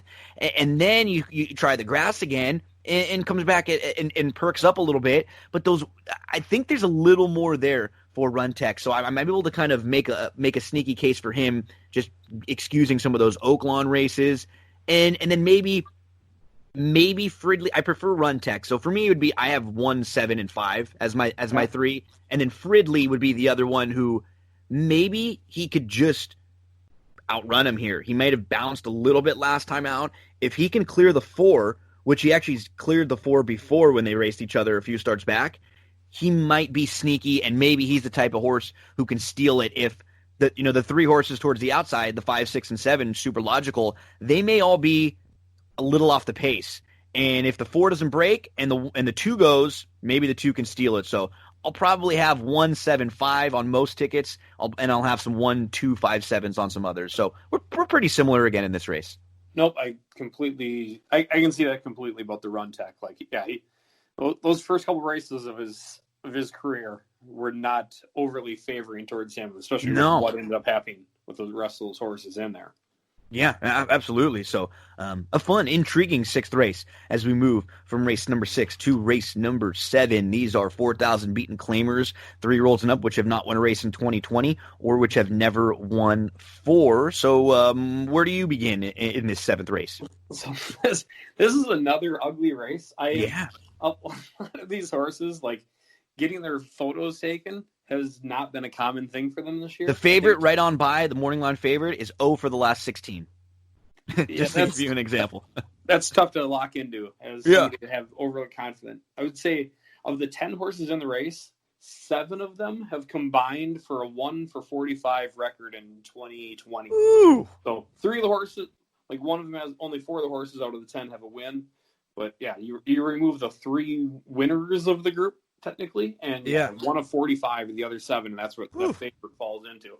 So, this is you can have an opinion in this, but to have like a strong opinion on someone is going to be tough. I'm once again I go in here with the Bethke horse, the 3. It had some success down at Fawner, won 2 of 4 down there, and take for the Fawner racing kind of what you want out of it, but did enter in a stakes race and finished second as the chalk. Now came back up to Canterbury and probably was a little bit aggressive trying to see what they had and couldn't compete at that level. Now dropping a little bit, getting the bug jockey or Royal. I think maybe this one, the 8-1, as trying to find some sort of like a decent mid-level price in here. I believe this is where I'm going to settle in as that. Just not that deal horse being the 0 for 9 this year, and it's tough to fall in love with that horse. It looks like it should. The same with like Spellwinder. It's a very tough race. If you're going to spread, I wouldn't fault people for spreading in this race. Just with everything on there. It's hard, like you said, it's hard to be really confident in anyone. Like right on by you look at, and she feels like she should get a good trip in here and come running late, cutting back. But are we like super confident that she's going to be able to mow them down? I landed on the same horse on top that you did too. Say Goodnight Gracie, the 3. I think she's got lots more speed than she's been able to show in her last couple starts. She's lightly raced in a field like this with some upside. She was claimed. A couple things that I like too. She was claimed on May the 12th. Tried 5,000 beaten claimers. Was actually favored that day. She broke in the air at the start from the rail, and then she never had a shot. And then her last 2 starts were against Tougher. I think they're searching for where she belongs at Canterbury, and this has got to be a much better level. She's going to run a lot better. I don't know if that means she's good enough to win this race, but if she's 5 or 6-1, that's what I'm looking for, a horse like that in here. I guess the 1 is the most consistent, right? Distinct approval. So maybe we have a mare who's just put together 4 nice races in a row in a field that's really inconsistent. That's probably a pretty big factor against a group like this. And so for me, I kind of have 1 and 3 on a tier above everyone else. If you want to use the 8, I won't talk you off. So it would be 3-1-8, I guess, for me. But yeah, maybe this is the separation race for us, Dave, where we can use the 3 and 1 or 2 others and maybe get away from the 8. I wouldn't talk people off that. No, I wouldn't. The other horse that I kind of didn't mind here in this field is the 7, Kiss Goodnight. Sure.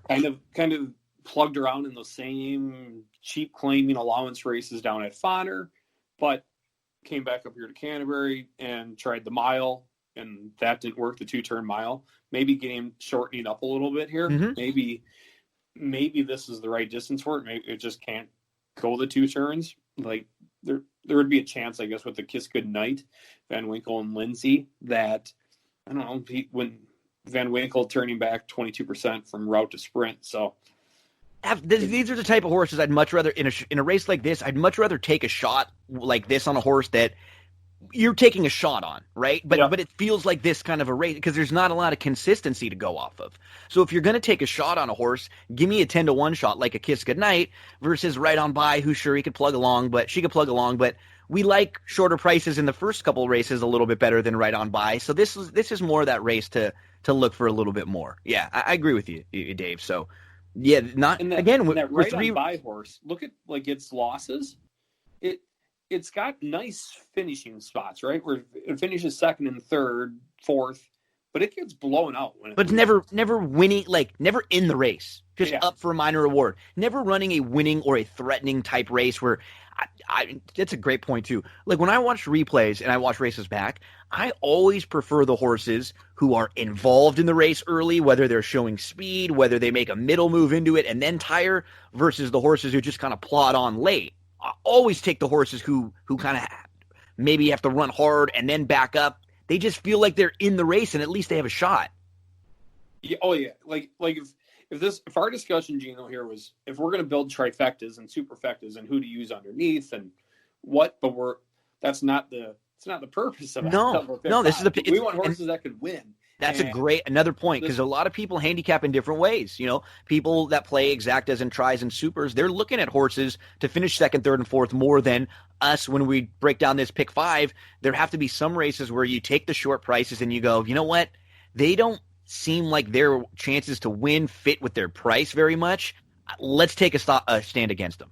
Yep, and you have to do that. And it maybe doesn't give you the warmest feeling in the world, but if you're trying to win, that's the way that you can capitalize on your takes. Yep, especially if you're trying to win long term. You just don't need the chalks that you don't love on your ticket in each and every race. So 3 races down, we're into race number 5, and we're going to go 5 furlongs on the turf course in here. Just a field of 6. Couple different ways you could go, though, with this 5 furlong. I think I'm probably going to start with, and maybe on a couple tickets, maybe key in on Hawkwood, who I think he feels like the most versatile in here to me. He's got some speed. He can sit a little bit off. I like him sprinting 5. He was behind a horse named Bottle Shock, who's 2 for 2 on the grass. And so I'll probably start there. But, man, Dave, you look at this race, you can legitimately make a call for or against all 6. Nope, I'm with you on that. The Ear Hawkwood was my third pick. I kind of see this going that I believe Astronaut Oscar is going to win the break. And if Kelsey can set outside on the 2 on Marvelous Slender, I think she can track Astronaut Oscar and then trying to pounce off the turn. And with beyond them, that's where Hawkwood will be sitting. So if Kelsey can't take advantage and can't overtake the 3, then that's where I think the 5 really comes in. Kelsey on that 2, the 2 Marvelous Slender is going to be my top pick because I think hopefully can set up that trip. But it'll be 2 for 4 on the Canterbury turf and has had some impressive wins, and they got very aggressive with it trying the Mystic Lake turf sprint last year. So I hope Kelsey can do that. I like the 1 doesn't do anything for me in this race. The 4 doesn't do anything for me. The 6 is another one of these Diodoro horses where you just don't. It won its last time out, but now going back to turf, and turf is not its best. It's 0 for 5 on the turf and only 1 third place finish. So I don't know if that's the right spot. So it's 2, 3, and 5 for me. 3 is going to be up front is my guess, and if the 3 can hold on, now it's making its first turf start. So is it going to take to the turf? But Quinones is going to be able to get the horse out. He's just continuing to ride really well. Yeah. You know, we talked about it a few weeks ago when we spoke, but he just continues to it seems like more often than not, his horses that he's riding are always in a good spot, you know, and that's all you can ask for. He's putting them in spots where they have the opportunities to win. And if he gets aggressive here, that is a definite opportunity to try to steal this race. I could very easily see him breaking and then everybody else sitting a little bit. Okay, we'll just sit off a little, and he just sneak away. And so, yeah, he's definitely a horse to use in what feels like a fun, wide-open little 6-pack. I mean, I'll probably play 1 ticket where I single Hawkwood and then play another ticket where I go all. Because it feels like that kind of a race here in a nice, fun 8th. You hit the nail on the head perfectly when you were kind of giving the overall big picture thoughts on this sequence when we spoke at the beginning, in that we haven't found 15 or 20 to 1s in any race. But when you're having to talk about going 4 or 5 deep in each race, that's where it's really difficult. There haven't been any, oh, yeah, that's the single right there horse. Yep, you can make cases for and against on most of the horses in the sequence. And that's a tricky thing. Like sometimes as a handicapper, it's easier. All right, I know I'm going to have a 4 to 5 on this. I'm going to take the free space, and then I'm going to go all here. I can go all here. I can go deeper here. and try to shorten in like that, where this is a tough sequence to do that on. And they're like, you can see this coming back, and all right, the logical favorites end up winning each race, and the pick 5 pays $200, or all hell breaks loose like it did the last time that I was on here with you, and it pays $90,000. More than likely, it ends up probably being a couple $1,000 payout on the sequence is where I'm thinking. I agree. That feels like a good guesstimate as we move to the closeout leg. And we're going to get to race number 9. And again, we have 4,000, beaten claimers. These are 3-year-olds and up, which have not won a race since March 22nd, or which have never won 4. I do think we probably start with the horse from the rail, Blue Bomber, who lost to a horse named Unleash the Beast, who's won 3 in a row. And in that same race, the horse who was second, Amazing Vision, came back to win, and Amazing Vision has won 3 out of 5. So Blue Bomber for Diodoro on the big drop is coming out of some better races. That was, if this was going to be the solo, like potentially, if you're going to go a solo in the sequence, this one makes the most sense. I agree. The fun thing is it seems like Canterbury, like a lot of these sequences have had the clear favorite in the final leg of it. Mm-hmm. And then the clear favorite throws up a complete no-show. Not even like gets beat at the wire, just no-shows. Nowhere to be found. Yeah. And so like you'll have the will pay, and it'll be paying 3 to 4 times the second best horse in the race, or the second lowest will pay. And just the favorite have just sucked in the finale. But so Empire Racing, they were the co-leading owners at Canterbury last year with the Novogratz crew.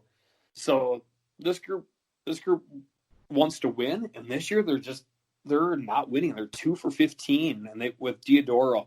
So I think they're trying to get back on the winning track here, and they operate horse racing ownership. Like, you can do it kind of like the family, where you get attached to horses, or you can go, all right, we're going to drop and we're going to win, kind of like that whole Broberg crew, where they, we're just going to put the horses in the right spot. And if we lose them, then on to the next one. And that's, I believe, what Diodoro and Blue Bomber are doing here. Where, all right, if you want to take the horse, we'll take our 4,000 claim, and then we'll take our share of the purse, and on to the next one. We'll put a different horse in that spot in the barn. So I believe Blue Bomber is probably the class of the field on this. Where, like you said, like this, it's lost to some good horses. It fits in the sequence. It started off as a turf horse, and then now it's kind of gradually turned into a dirt horse. Just, I don't know, based on opportunity or where the horse fits in, but it settled into its dirt career pretty nicely. So I'm going to say that they won 31% last year at Canterbury, and this year they're at 13%. So they need to start getting that thing turned around. Mm-hmm. The other horse I peek at is the 5 and the 4. Yeah, would be the other two that I'm using on here. The 4 is cross-entered on Thursday as well, at the same level, but in a 6 furlong race. So, and that one's making kind of weird. I don't know if that showed up to you on that, where like the 16,000 claim 2 weeks ago, and now is in for 4,000. Yeah, not even one shot against Tougher, and immediately in 2 weeks. Like, that's a red flag. I never loved seeing something like that. Yeah, that's a. I don't know. Could the horse win in either of these spots? Absolutely. But do you want to take that chance at what might be 5-2, 3-1, because people will probably see this horse dropping and maybe bet into him a little bit? I mean, I would much prefer a situation like the 1 over this horse, because to me, at least the 1 ran in some okay races, and then you just spelled out the reasons why it makes sense that these connections would get a little more aggressive and drop this war. And this is only a horse, too, when you look back down, that they claimed for 7,500. They've won with a couple times, and now they can drop back down, versus a horse that you just claimed for 16 and you're immediately in for 4. Yeah, that's even if you win the race and get claimed, you're still down probably $6,000 after just 2 weeks. Why would you just do that? I know. I don't. Yeah. So I guess if Mast wins, it'll probably be without my money. Mast. See, I wouldn't mind playing a horse like Mast if he was 8-1. Unfortunately, he's not. Price has to come into play when you talk about horses like this taking the big drop. So yeah, that's one that we'll talk about, when we talk about the Thursday card, because I believe he shows up in the pick 5 on Thursday also. and he'll be running in one of the two with Blue Bomber, the one to beat. I'm glad you mentioned Cabin John. I think, he had a good start. He was pressing a couple lengths off. He was in the two path. I'm expecting a little bit more and a little bit better from him on the drop-in class also. Another horse who we don't see a big claim recently. This is a horse who's come to some new connections, and they're trying to figure out where he fits. He lost to Amazing Vision, who also beat Blue Bomber, so I think he comes out of a good race. So I'd be 1-5, and I have those two as my top tier. Just like you said, if somebody wants to single the one on the back end of the ticket, I wouldn't talk you off of them. And maybe a couple other prices I'll use on one more ticket, like the 7 Money Broker.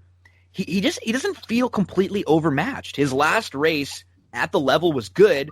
The problem is, in this race, this is probably a little tougher than a normal 4,000 beaten claimer when you have the 1, the 4, and the 5 all taking pretty big drops in class. So just because Money Broker was good at the level last time doesn't mean he'll be great at the level again back. But at 10-1, if the horse who's shown some affinity for Canterbury, I can throw him in.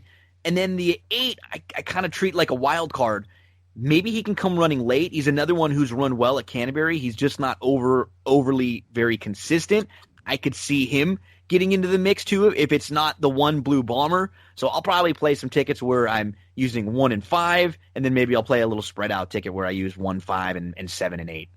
No, the 8 was going to be the other horse I had a note on here where it looks like it's dropping back down class, dropping down quite a bit. And Quinones, he's winning at 17% compared to Arrieta at 20%, but you look at Arrieta and he's going off at 2-1, amounts, 5-2, where Quinones seems to be plugging at the 6-1, 10-1 level. Like there was a big stakes night last week when he wins on a horse that when you go back and look at it and like, all right, why did this horse beat me? And you look at it and you're like, all right, well, this thing never should have been 17-1.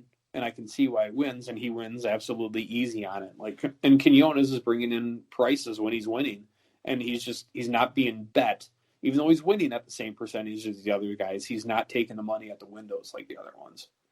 So overall, I thought another one of those pick 5 sequences that it was hard to maybe if you want to single at the end with Blue Bomber, that would be the one that I would probably feel the most confident in. I myself like Hawkwood as maybe an in-between type of horse in the second to last leg. I thought Shabam maybe in the first leg, and I think we're both on Say Goodnight Gracie. Anyone else in the sequence you want to mention as a horse to make sure for people to throw on their tickets? Let's see. I think we've hit most of them here. All my notes, going over just seeing if I have anything that I've missed. And I don't know. Good luck to everybody playing it. It's a tough sequence. I hope people cash. Now, if this is similar to the last time it was, you'll have horses that you can't make cases for that we didn't mention, and these things are and we'll be getting the dunce cap afterwards. Yeah. Heck? Like, oh my goodness. So hopefully this one goes better, but it has that feeling like this one's very hittable and it should pay well. Yeah, I agree. It feels like $1,000 type pick 5. It's something in that range, and I'm completely fine with taking, with tickets like that. So, Dave, let the folks know again, where can we follow you online on social media, and if we want to talk some races with you? Yeah, it's at Superstats Dave. That's my Twitter handle. I try to communicate with people as much as I can. If you basketball, wrestling, football, like it's all starting up here, Gino, right? Oh, I'm excited. It's been horse racing hardcore for the past 3-4 months, and everything else is kind of starting to take into shape here. That all right, we're gonna have baseball starting up here, and NBA starts next Thursday. I'm getting for me. On Thursday, the Dodgers have their first game and the Lakers have their first televised scrimmage on the same day too. So it's like, boom, I've been waiting so long, and then everything comes back on the same day for me. All these worlds colliding. So do you have your Mookie Betts jersey? I know. I'm excited. The Dodgers scored, I think, 11. We're recording this on Tuesday. They scored 11 runs on Monday night. Mookie hit a bomb. Jock is crushing the ball. I am pumped. And I know you're you're a Twins fan, I'm assuming. Yes. Yeah, your Twinkies are in good shape again this year, man. This is going to be a fun year. They added to the pitching staff too. I do think that in a longer season, the better teams like the Twins and the Dodgers probably would be able to dominate a little bit more. So the shortened season probably doesn't help the really good teams as much, but this feels like they're even set up to have a better year than they had last year, just with their roster. And last year they had a great year. Last year they broke the home run record, and so what do? Let's add Josh Donaldson. That's what we need. We need another guy who can just absolutely mash. So they're gonna be good. Their pitching staff, we got your guy Maeda and Hill, right? Both of them. Mm-hmm. So we'll see how it is, but this baseball season for for any the baseball bettors out there, there weird things in the short season like that. How often do you see a team that after up to the All-Star break is this year the Cinderella team, and then the wheels just come falling off all the time? And Washington, right? Under this scenario this year, Washington last year would never have been in the playoffs. How about the Mariners last year started 13-2? Yeah. That would have been an automatically, if you start a season this year with 60 games, 13-2, you're in no matter what. And they fell apart. It's just going to be different. Are people going to be playing the games differently with a heightened sense of urgency, like a 60-game playoff? Are we still going to see teams with a slow start and they're not going to be able to get going until too late? It's just going to be fascinating, especially from someone like you who's a numbers guy. I was reading all about, on Fangraphs and Baseball Reference and how they're going to have to do weird things with WAR and ERA and WHIP based on, the runner on second base in the extra innings now. Now there's going to be a DH in both leagues, so they're going to have to weight things a little differently for the pitching. So, man, everyone's going to be just kind of sitting back and doing things a little different in this baseball season, but I am excited. And I know you as a crazy sports fan are too. So, Dave, thanks again. And if the Canterbury fans are out there listening and the racing fans are out there listening, don't go anywhere because we're just talking Wednesday now. We're going to pause and we're going to talk about that Thursday pick 5. So stay tuned. Plenty more Canterbury with Dave in just a moment. Just wanted to remind you about one of the sponsors of That's What G Said podcast, Sarah Candle Company. Visit sarahcandles.com, CERA candles.com. Use the promo code GINO for 10% off of your entire purchase. These are all natural soy wax candles. They burn longer. They are better for you than the candles out there that have that traditional paraffin wax. I know the people from this company personally. I've grown up with them my whole life. They love candles, and the goal was to have an affordable candle that everyone can enjoy. Use that promo code GINO. My favorite is Fresh Roses. The Fresh Roses scent is awesome. If you're a horse racing fan, they got Del Mar in there. You ever want to know what Del Mar smells like, but you couldn't make it out there? Order your candle right now from Sarah Candle Company. The website, CERA candles.com. sarahcandles.com. Promo code GINO for 10% off your purchase. Big thank you to Dave. Let's make the transition from Wednesday racing to Thursday racing, and we head over to Saratoga, get those past performances out for Saratoga for Thursday, July the 23rd. First race I'm going to look at Saratoga for Thursday is going to be race number 3. Head on over there, and let's take a look at the 5, Uptown Flirt. What I like is when you have a combination sire and dam like this where there's not a ton of information out there about yet, because you might be able to, if you can project and think that they will be good, you could maybe get away with a price or two before people start to catch on. That could be the case here with Uptown Flirt. You have a new sire. You have a dam's first foal. Sneaky, not a ton of info. We know she's quick, though, because this is a horse who sold for $100,000 and worked 21 3/5 quarter earlier in the year. I think Uptown Flirt is one to make sure to throw into your early pick 5s, pick 4s, however you're playing some of the early races at Saratoga on Thursday. Anything over 7-2, I might put a few bucks to win on Uptown Flirt. Make sure to use her first time out for Mott.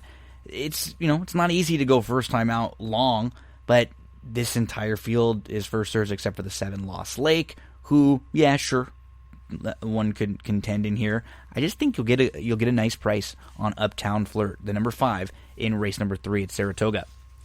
Let's move to race number 4. This is a New York Stallion Series, little New York bred stakes, mile and a 16th. On the turf course, Fresco. Sure, she could win. I don't think she has to win. I thought the 2, Dixie Cannon, might be a little interesting, was facing open company last time out. The horse though I really like, I'm going to make a little win wager on if we can get around 5-1, is Homedale Park. Blinkers come off today. Look at both the turf races for this filly. The June 5th race off the bench was very nice. And came right back, tried the dirt last time out. Okay, put a line right through it. Doesn't like the dirt.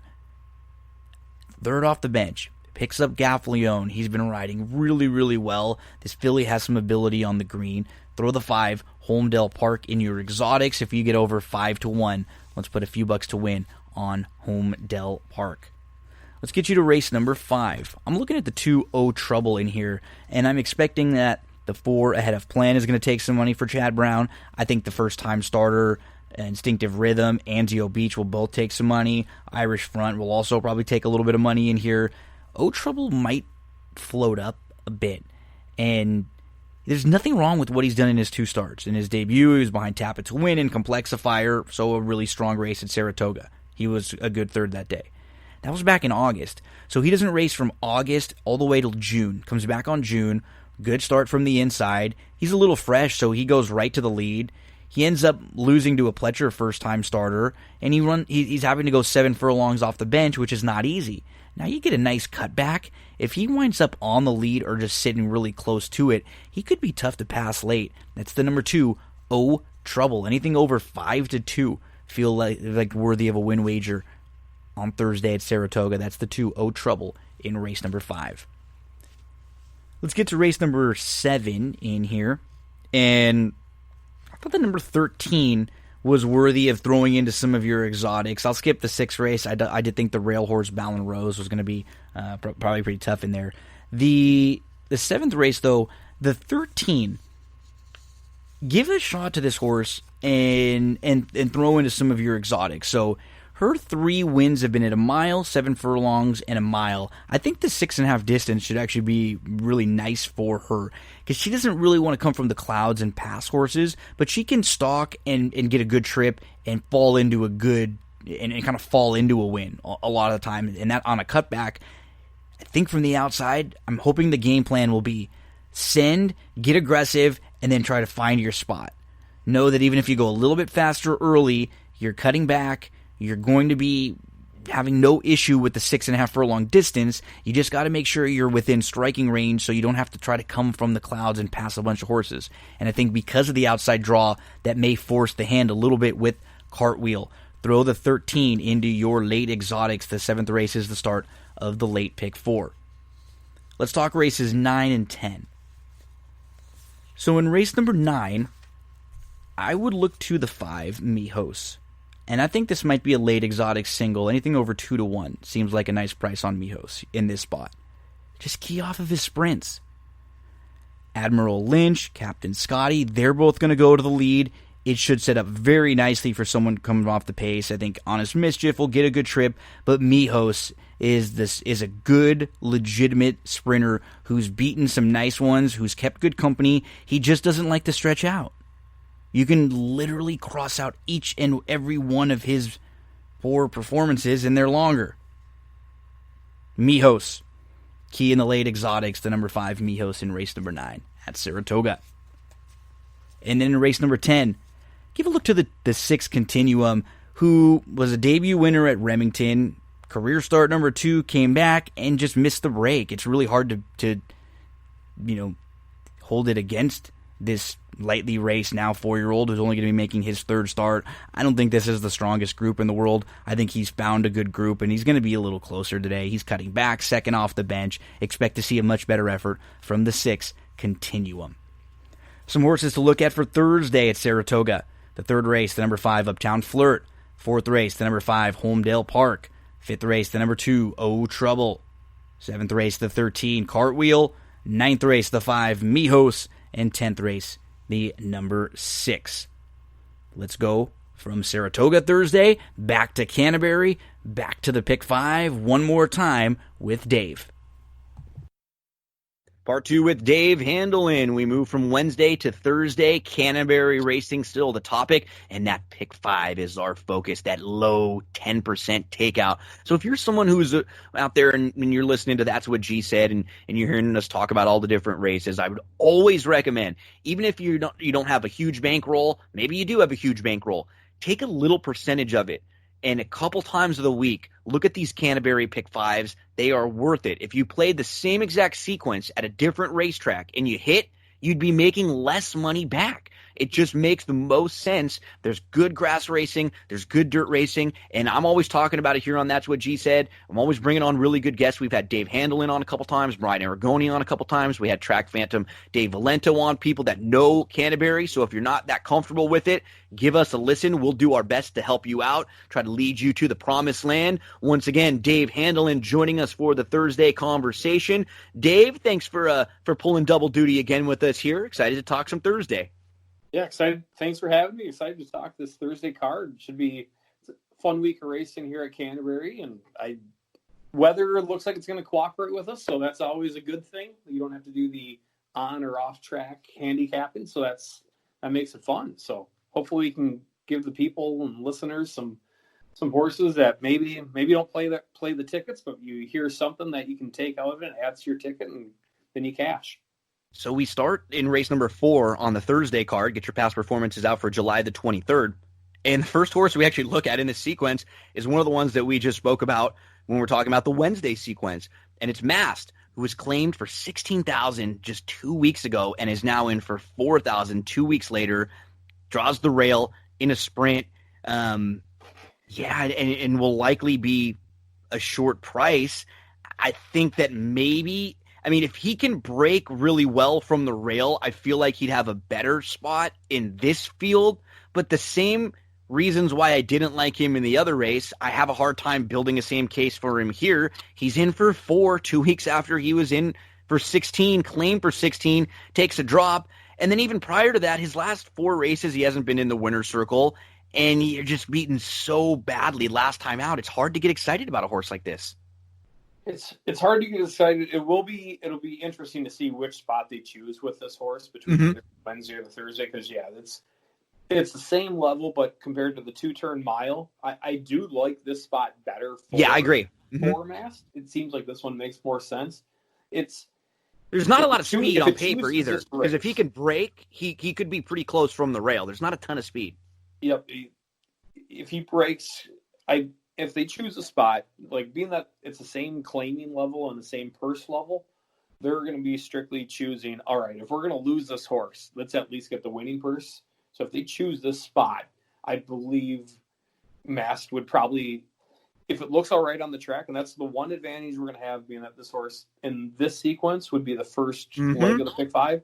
Very you good can point. see how it's looking at the track. Does it look like it's moving all right? Everything, all systems go. Not too sweaty and not getting overheated, all sorts of things like that. That's a great point. If it looks like a disaster out there, then abort and go a different way. But yeah, I'm going to say Mast is going to be my top pick, and likely, if he chooses a spot and looks all right on the track, is going to be a solo for me. Which am I calm about it? No. Or am I overly confident? Not really. But I think in the sequence, it's maybe the most likely that I've found. So I'm going to go with that. If you don't like that horse, and if the horse scratches out, then I think it's a crapshoot between either the 2, 3, 4, 6, and 7. 6 is likely going to take money. So tell us a little bit about Brian Velasquez. Do you know anything about this barn here? I tried to do some digging. I have not found out. There was a Brian Velasquez who was a quarter horse jockey at Canterbury within the last couple of years, and I've wondered if he's made the transformation over to a trainer now. Yeah, because I only found 1 or 2 mount entries and very little. I agree, and so I think on paper, looking at what the 6 has done overall, he's been very consistent. He makes a lot of sense. But is it going to be easy for a barn that we have almost no information on at all to claim a horse off of Diodoro? Yeah, claiming off a Dio isn't the easiest thing for various reasons, but claiming off of him hasn't been overly successful with people, especially like you said here. You don't know what this trainer is going to do. Granted, I don't believe he has many horses in the barn, so this horse is getting all the TLC from him that he has, and if he's trying to bring on new owners with him, he needs to show them that he can get jobs done. So I just don't know that horse is going to be bet based off the Dio claim in the slight drop down. I think it's very beatable in there, but also like at that case, like, all right, who are you going to choose instead? And I don't know. I can make cases for a few of them, and just not overly confident. I think that 2, it's 5 somewhere might be all right coming in from Lone Star and Will Rogers. That Kyle Carter he won, I believe, on Monday night, and I think last year he was kind of riding for Dio every once in a while, kind of throwing him out. So I assume he probably does a lot of the morning work for him. But yeah, it's a tough race, and that's kind of where I'm just going to draw a line in the sand and take Masked. Or if Masked scratch, then it's a spread. Yeah. Masked, yeah. Yep, soul or spread. So I'll look towards the 7. I think I'm going to lean with Blue Eclipse. And this is something that you talked about too. So Bethke claimed this horse for $62.50 off of Burnt, and then he took a shot against Tougher against 12.5. To me, I don't mind when barns do that claiming. I'd rather see them go up and take a swing and not be successful and then come back down than immediately go down. So I like what Blue Eclipse is doing. Try Tougher. He was actually a good runner-up on July the 1st in a similar spot that was going 6.5.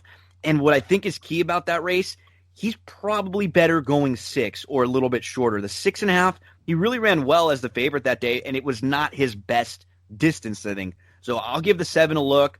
Major question marks.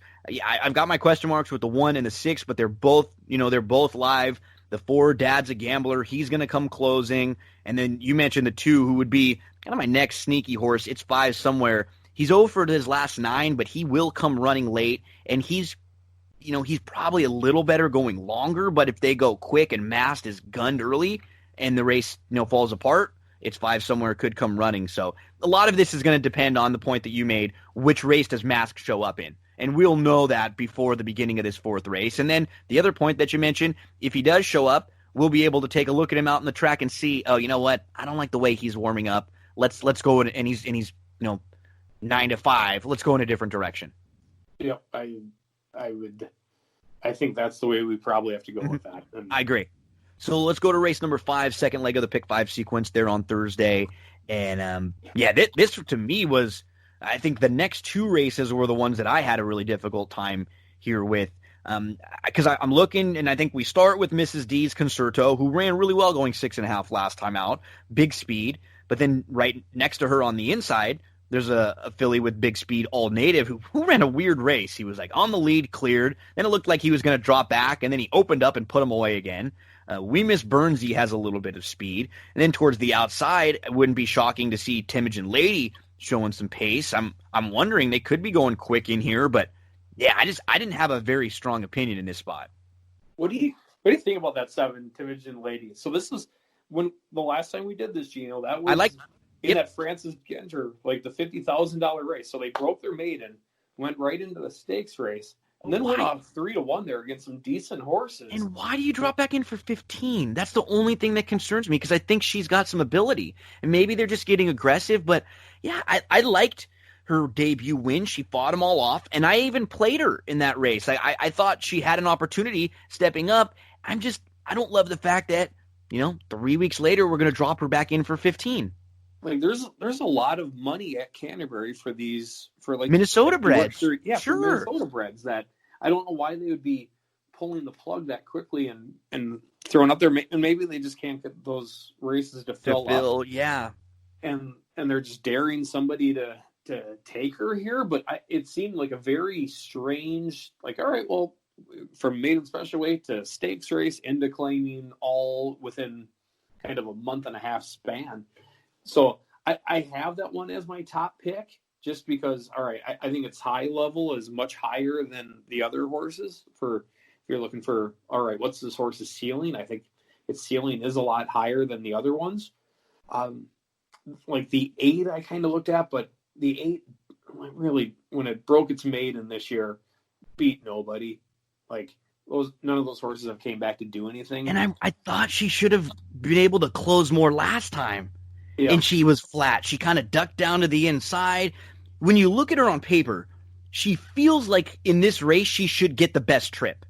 She does. But I don't know if she's got the oomph, just the little killer instinct at the end. Going 6.5, the way that race shaped up, it was longer. There was a speed battle, and Mrs. D's Concerto looked like she was stopping, but she still was able to hold off the 8.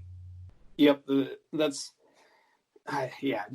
gonna potentially use the Minfrea, the 8 horse, but I'm not the horse that kind of, and you made good points on the other ones. The horse that I guess you didn't mention was the 5 Hash Brown. That's what I'm gonna put on top. I am. Yep. So, like that horse. So very limited works, right? You got 2 published works. So you've got Tanner Tracy, who is 3 of 14.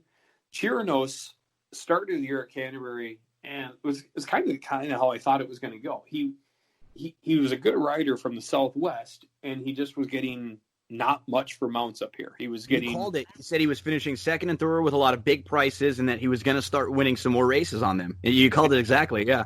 And all of a sudden, he started winning. And so I guess the other thing we should point out here is with everything going on in the country right now with COVID, Canterbury has taken the same stance as some of these other tracks of, all right, jockeys, we need you to declare, are you going to race here? Are you going to race Iowa or Indiana? Mm-hmm. So we are actually like Gonsalves. You're going to notice at Canterbury now, Gonsalves is not on there because he's going to be racing at Indiana. Mm-hmm. This will be like the last week of Loveberry. He's going to Arlington, it sounds like. And then I believe Canchari's here this week, but he's going to be, I believe, going down to Prairie Meadows. And there's like Julio Felix and maybe even Constantino Roman, I've also heard as well. So the jockey colony is going to thin out a little bit. And Chirinos has taken those hard rides earlier, and now he's getting more Mac Robertson races, and he's moving his way up, and he's starting to win a lot more. So I would say with that 5 Hash Brown for race 4, look at the daily doubles ahead to seeing what that 5 is paying, and maybe try to use that as like the litmus test to seeing, all right, how live is it 8-1, or is this thing maybe going to be 3-1 because it's live? She should get some pace. Yeah.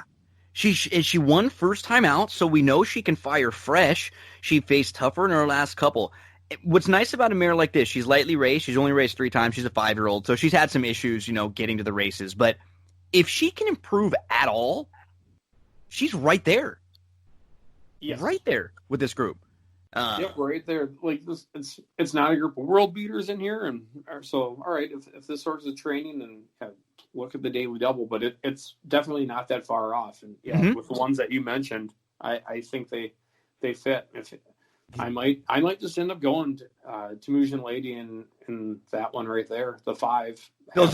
It's funny. I have 5, 7. I try to rank them in order, and I have 5, 7, 1, 2, 8 is kind of who I look at in this group. But those are the 2 horses that I feel like you have the most upside with, right? That doesn't mean that All Native, Miss D Concertos, We Miss Bernie, any of them could win. But I like the horses who I feel like they've got some excuses and that they can jump up and run a bigger race. And Hash Brown might be one of the better animals in here. Same thing with Temujin Lady. Maybe, like you said, these races that they're looking for don't fill. Burnt has a lot of horses here. They can get aggressive sometimes that maybe other barns wouldn't be able to, that don't have as many horses to run. So, yeah, I think 2 horses to absolutely use on your tickets in this pick 5 in the 5th, or 5 and 7, who we both feel could absolutely jump up and win this race. So, and then down to the inside, All Native, Miss D Concertos, those would be my next tier, and then my last horse I'd use on some would probably be Minfrea. Yep. Okay. Yep. I would not argue with you on that. Let's get to race number 6. Maiden 10,000s, 6 furlongs. The distance in here. So, yeah, this one's a funny race because you have Mr. Cougar, who's 0 for 11, but he's dropping back in class. He faced maiden specials. He faced maiden 16s. Now he's in for 10. You know with his running style, he's going to come running. So he'll come running, pick up some pieces, but kind of like you said with one of the short prices earlier that we talked about, he's finishing thirds and seconds sometimes, but not really close. Even when he's third, he's beaten 4, he's beaten 5 lengths. When he's second, he's beaten 6 lengths. He's fourth, he's beaten 3.5. We're not talking about beaten by a neck or beaten by a half length or 3/4 of a length. With his late running style, it's not easy to always get the perfect trip. I will say, all of that being said, he does look like he's in a race that he fits very, very well. There aren't a lot of horses on paper that look like they've got more consistent or better credentials than him, but he's a polarizing horse in this race. Where do you stand with Mr. Cougar? If Mr. Cougar can't win here, I don't know where the win comes. Right? Yeah. Then it's time to maybe potentially look for new careers, like a show horse or something like that, because it is like, it seems like it's set up to win this race for Mr. Cougar, but the horse doesn't win and it doesn't contend, and it's content running behind the rest of the field and just kind of waving at him and having a good view to take the picture for when the other ones win.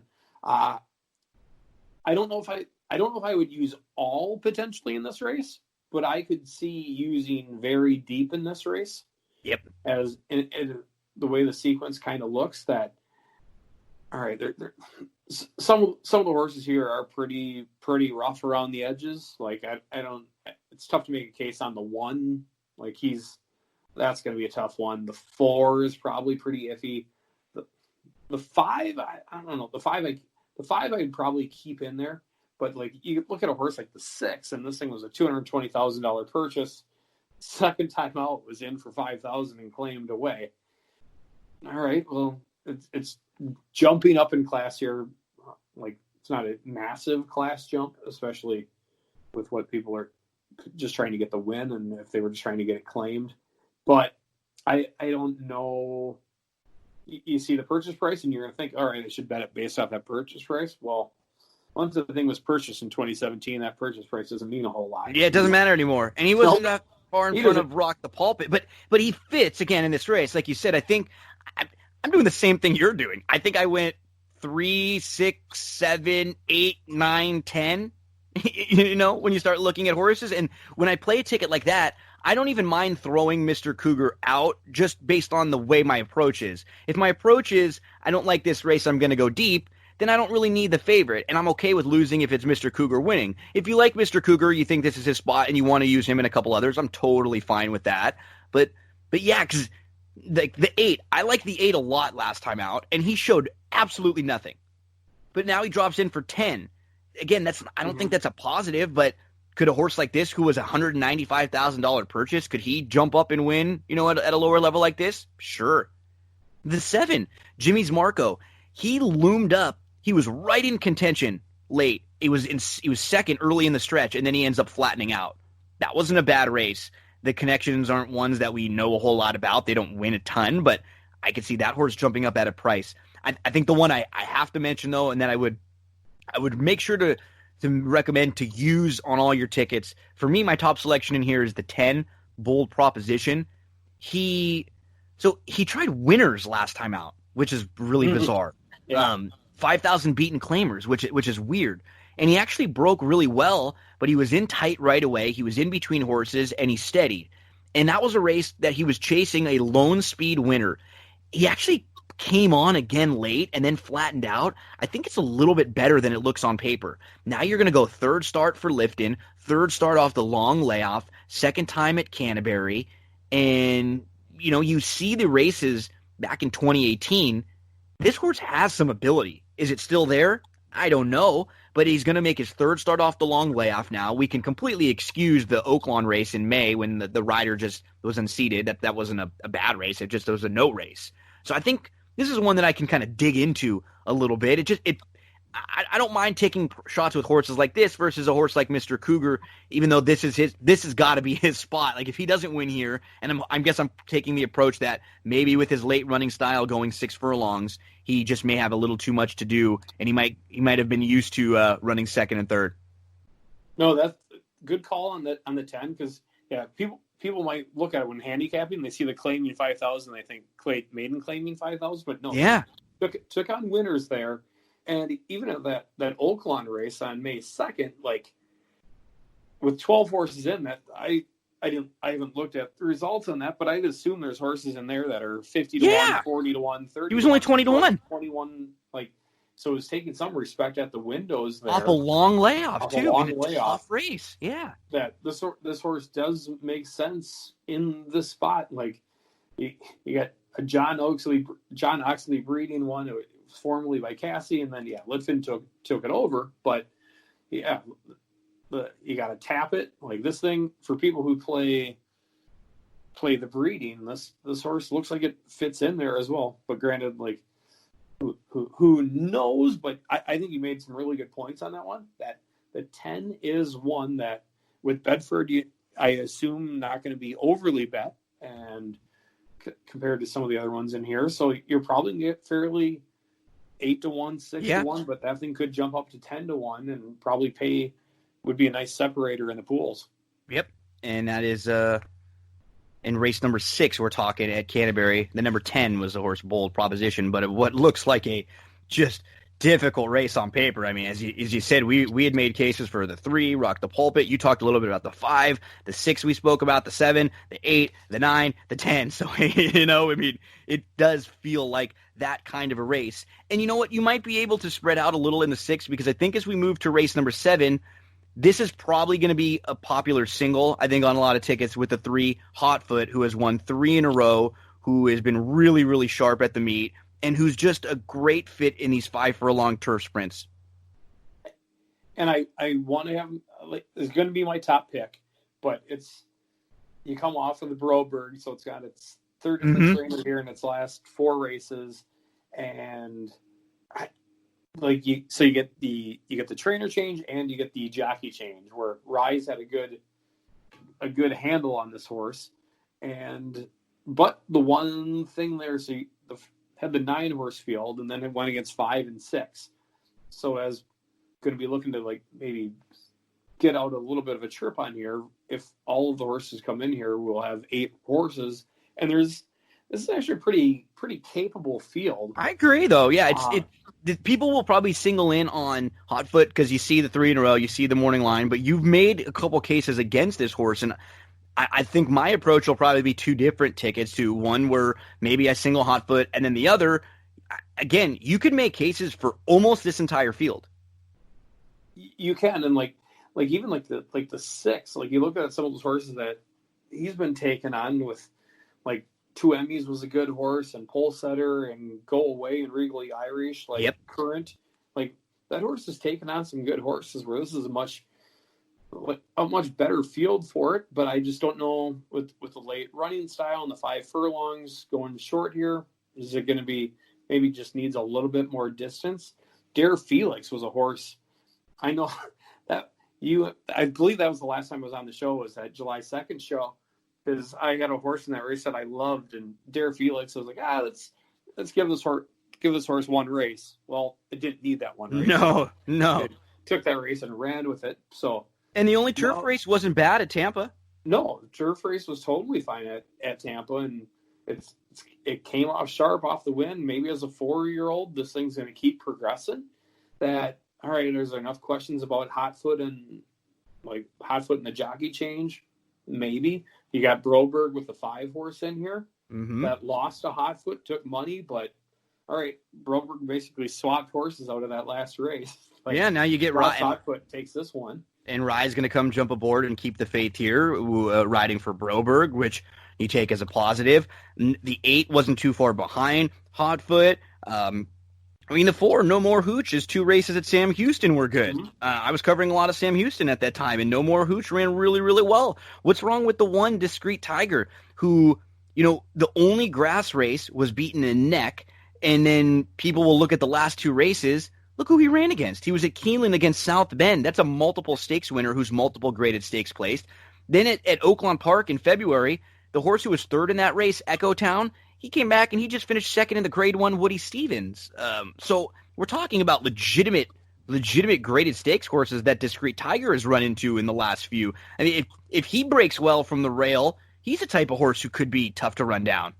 Yeah, and didn't that Lycan? Did you say that? Did that Lycan just win this last weekend? I was talking. Yeah, Lycan just came back. I was talking Echo Town, but that just shows you the strength of those races. Yeah, like that horse has taken on some good ones, and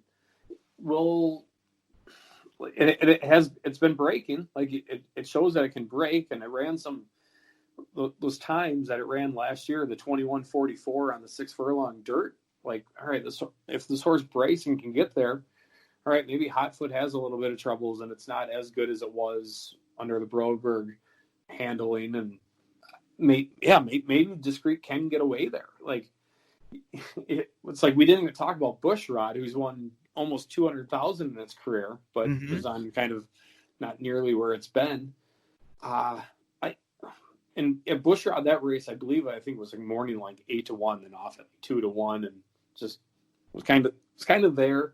I don't get the warm and fuzzies about that horse anymore. No, I agree. I think I prefer some others in here than Bushrod, because I felt like it did feel like Hotfoot was just better than Bushrod in that race. Like I definitely would lean Hotfoot over Bushrod, but the other horses you mentioned, I'm fine with using.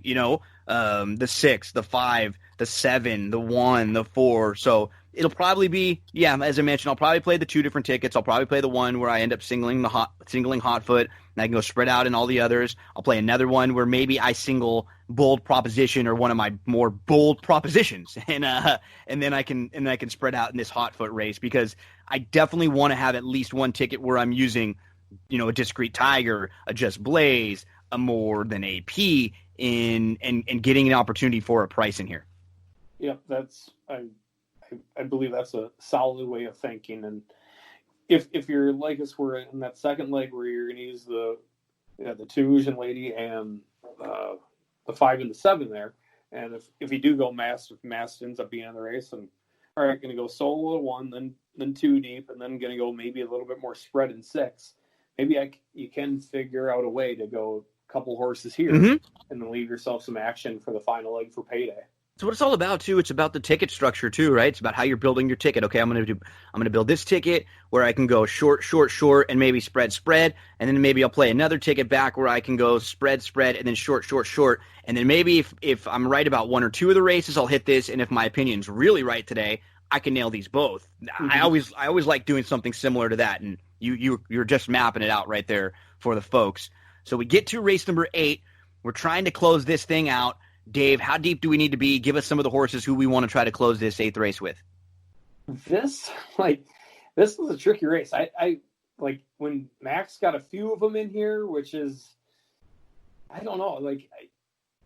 All right, Max got a few of them in here. Well, all right. Well, when he's done that this year, it seems like neither of them are firing. Like it's been very weird. I landed on actually the 6 Hurricane Hunter, which 9-5. So it's not like I went completely out there and grabbed something crazy. But Ariad has been on him before. I think that was off in the debut. Now back here at the same level, the race experience.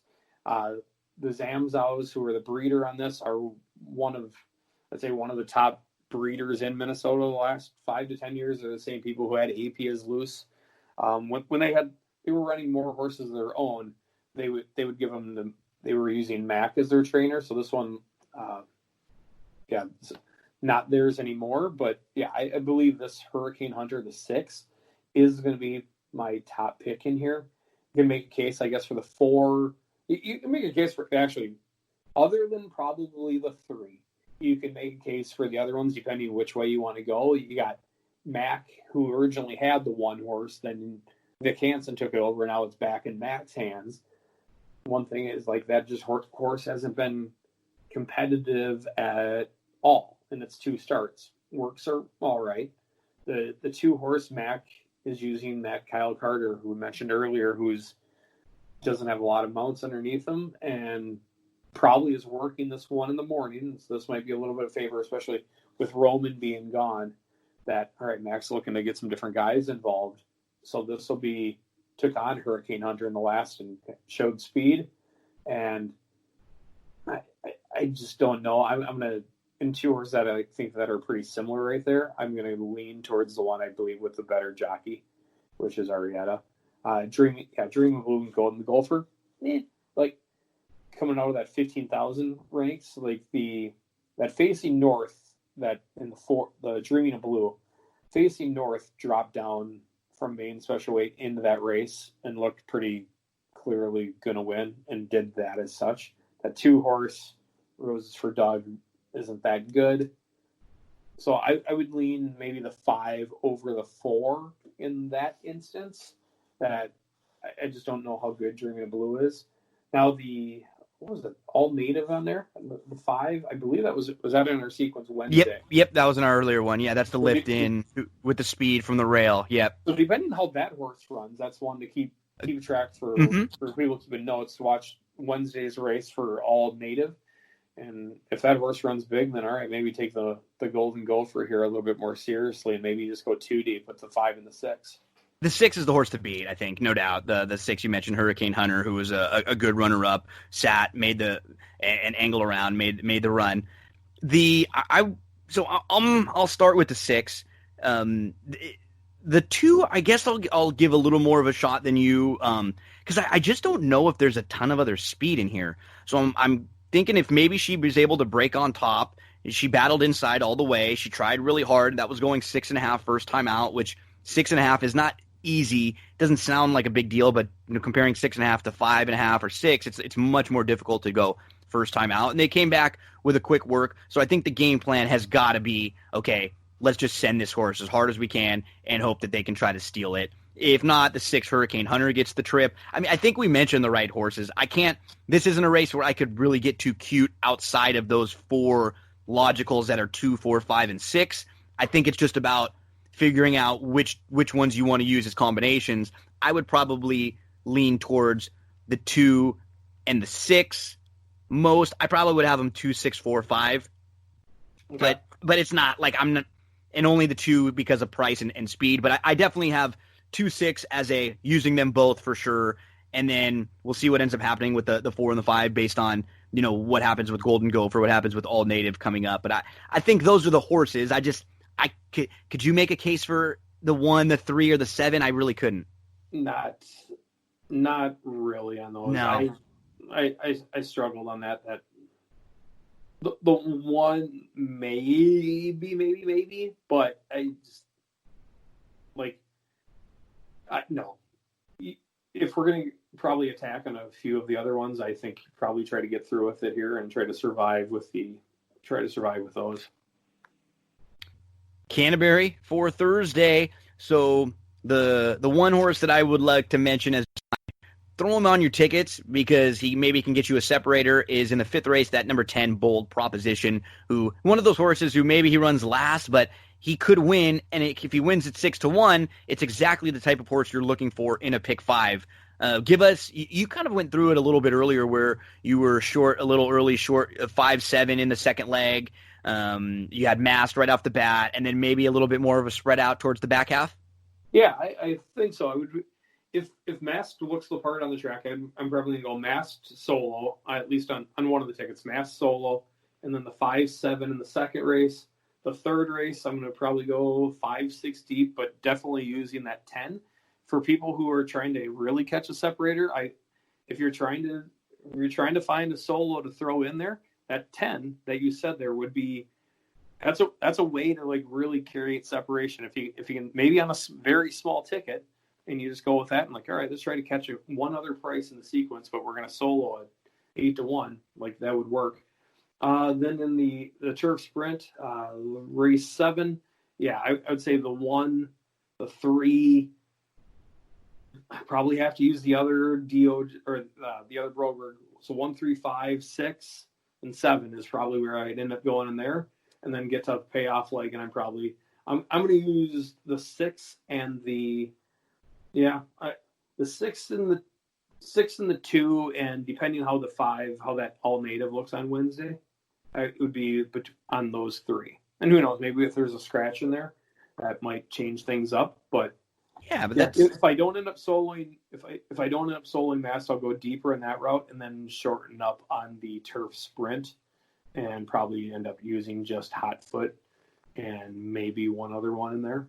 Yeah, and see, this is what I like to do too a lot of the times because I can't remember who somebody had said, and I thought it was great. We spend so much time handicapping the races, and then a lot of times we're so quick in putting our tickets together, and we go put it together in 2 minutes and we go bet. I think when you're able to talk it out and really talk out the approach of the ticket, the sequence and everything. Even if we don't win this week, it helps us moving forward for when we bet other tickets, because, okay, now we're spending 15 minutes at least. Okay, leg one, here we go. Okay, yes, no, toss that one here. I like this one better. We have to do that as gamblers and spend a little more time on our wagering and formulating the wagers just to complement the handicapping that we do. It's crazy how much that actually matters with everything, where you can, if you have the funds and you put together the one ticket for $160 and you've got a 5x4 by solo by 4x5, like, yeah, you can hit it. It's tough, but it seems like I have more success. And I've got another buddy who does these as well, where when he really locks in on a ticket for $20 or $30, those are the ones he hits. Like, yep. And the big ones. When you get a little bit, I guess, lazier and like, all right, just going to go spread here. And you end up adding all these extra funds and money to your tickets that you don't end up needing to put in. Like, all right, when you lock in on the sequence and you tack it, that's when you do it. And you know what? If you don't have any horse you like and you end up putting together a 3x5 by 6 by 4 by 3, maybe that's not the right sequence to be playing. No, because you're in that race where you're 6 deep and it's a field of 9 and you're going, those 3 other horses could beat me. Yep. I probably should have gone all, and that's the way you feel. I'm with you. When I have a 24 or a 48, and I go into it knowing, hey, you know what? I had a strong opinion today, win or lose. And I'd rather lose on my strong opinion like that and lose $48 than maybe throw 200 away on an opinion that wasn't very strong. I'd rather save my bullets for the strong opinions. So, yeah, I mean, these Canterbury Pick 5s are so much fun. I have a blast diving into them. And as we said a few weeks ago when we talked, as a bettor, when you know it's a low takeout sequence, you feel good right from the beginning. You don't feel like you're getting your money taken from you. And unfortunately, in the world of horse racing, a lot of times with inconsistencies, with weird stuff in different places, with jackpot bets, with this and that, a lot of times we feel like we're kind of getting money taken from us that we shouldn't. I just don't feel that way ever at Canterbury. I love handicapping it each and every day. And Dave, I really appreciate you coming in again. So how many weeks, what's the rest of the schedule at Canterbury? When do we finish things up there? I believe going right through mid-September, I believe, is when it's going to be ending up. Plenty of time still there. So we'll one of these weeks, I'd love to get you and Brian on together, and we can do a 3-way, and we can go through the sequence, all 3 of us together, and give some different opinions. Because I've had Brian on a couple times, I've had you on a couple times, I had Dave on, Valento on last week. So maybe we can do one where we get maybe all of you guys, or a mixture of a combination, and we can all talk. Because like I said, the people are loving talking Canterbury. The days on the Mondays and Tuesdays when I don't post the Canterbury stuff, I'm getting people that are asking me. So I'm trying to direct them over to you and to Brian and to Dave, the ones who cover the Canterbury races almost every day and who have all that insight. Because you're just a great follow, and really love talking it with you here on That's What G Said, Dave. Thank you so much. No problem. Thank you very much. Yeah, Canterbury. Somebody ran like a Twitter poll for like top tracks, and they beat Belmont. Yeah, they beat Belmont, then they beat Keeneland. They were in the Final Four. Saratoga and Del Mar. They ended up winning. PA won the whole thing. Look at that, man. That was really, really cool. So, the Canterbury fans out there, man, and the betting dollars speak. These are good pools to bet into. We have solid races. They're not just chalk fest at all. This is something that I'm putting my hard-earned dollar into each and every day, and I'm really excited every time to play these Canterbury races. So, Dave, thanks again. Let the folks one more time know where we can follow you online on social media and get in touch. Yeah, my Twitter handle is @SuperStatsDave. You reach out to me on that. It's @SuperStatsDave because I also do work for the Timberwolves when the NBA is actually playing. But yeah, it's a big week with everybody coming back. So it's Christmas in July. It is. Looking forward to it. Back here for us. We got NFL training camps. We got that. I don't think we touched on that earlier. We got NFL training camps starting up. I know, and it's going to be sort of an interesting year for the Vikes, right? Because they've got a lot of turnover, but I like what they've done. I like what they did in the draft. I like some of their offseason moves. It's just it's going to be sort of a weird division for them there too. What does Green Bay do? Do they take a step forward or a step back after their year last year? And then, all the question marks about the Bears. We don't really know with the Lions, who just kind of take some of the Patriots leftovers up there. It's going to be a strange division. It's going to be a very strange division. Yeah, we're like replacing Diggs is going to be the key thing, and if Jefferson can step in, like that'll be. He looks the part, and I have a buddy who's a diehard LSU fan, and he got me onto Jefferson early on last year. Of hey, you got to watch this guy. Like this guy's legit. So you're pumped that he came now, yeah. So you're a fan. I was very excited for Justin Jefferson, and then considering look at Green Bay and their drafting fullbacks and stuff that Aaron Rodgers doesn't excite. I got a Aaron weird Rodgers, vibe from them. It seemed like things went so well for them last year to get to where they did that I just can't imagine them having as good of a year as they did last year. It feels like they're come back to life a little bit. They were in a lot of games that they got the benefit of the doubt by a few ref calls here and there, or just a little bit of game luck. And until the 49ers hammered them, right? I know. They brought them back to life. They did it twice to them. Throughout in the year. They did it. It was like Green Bay was starting to get into a top-tier contender, and then the 49ers hammered them. And then at the end, again, in the playoffs, we all wanted to make cases against the 49ers, and they just said, nah, this game's going to be over with early. So, oh, man, isn't it fun to just be able to discuss some baseball, some basketball, some football, and actually some analysis of these. I cannot wait. I'll have to bring you back, Dave, and we can just do one day maybe like a overall Minnesota sports look. We'll talk about how the Twinkies are doing. We'll give maybe a little preview into what's coming up with the Vikings, and we'll talk about some of the offseason stuff for the T-Wolves. I would really love that. And Bailey lost the title. Oh, I know. we could talk some wrestling too. Oh, you knock it all out. We could talk. Oh, that's going to be great.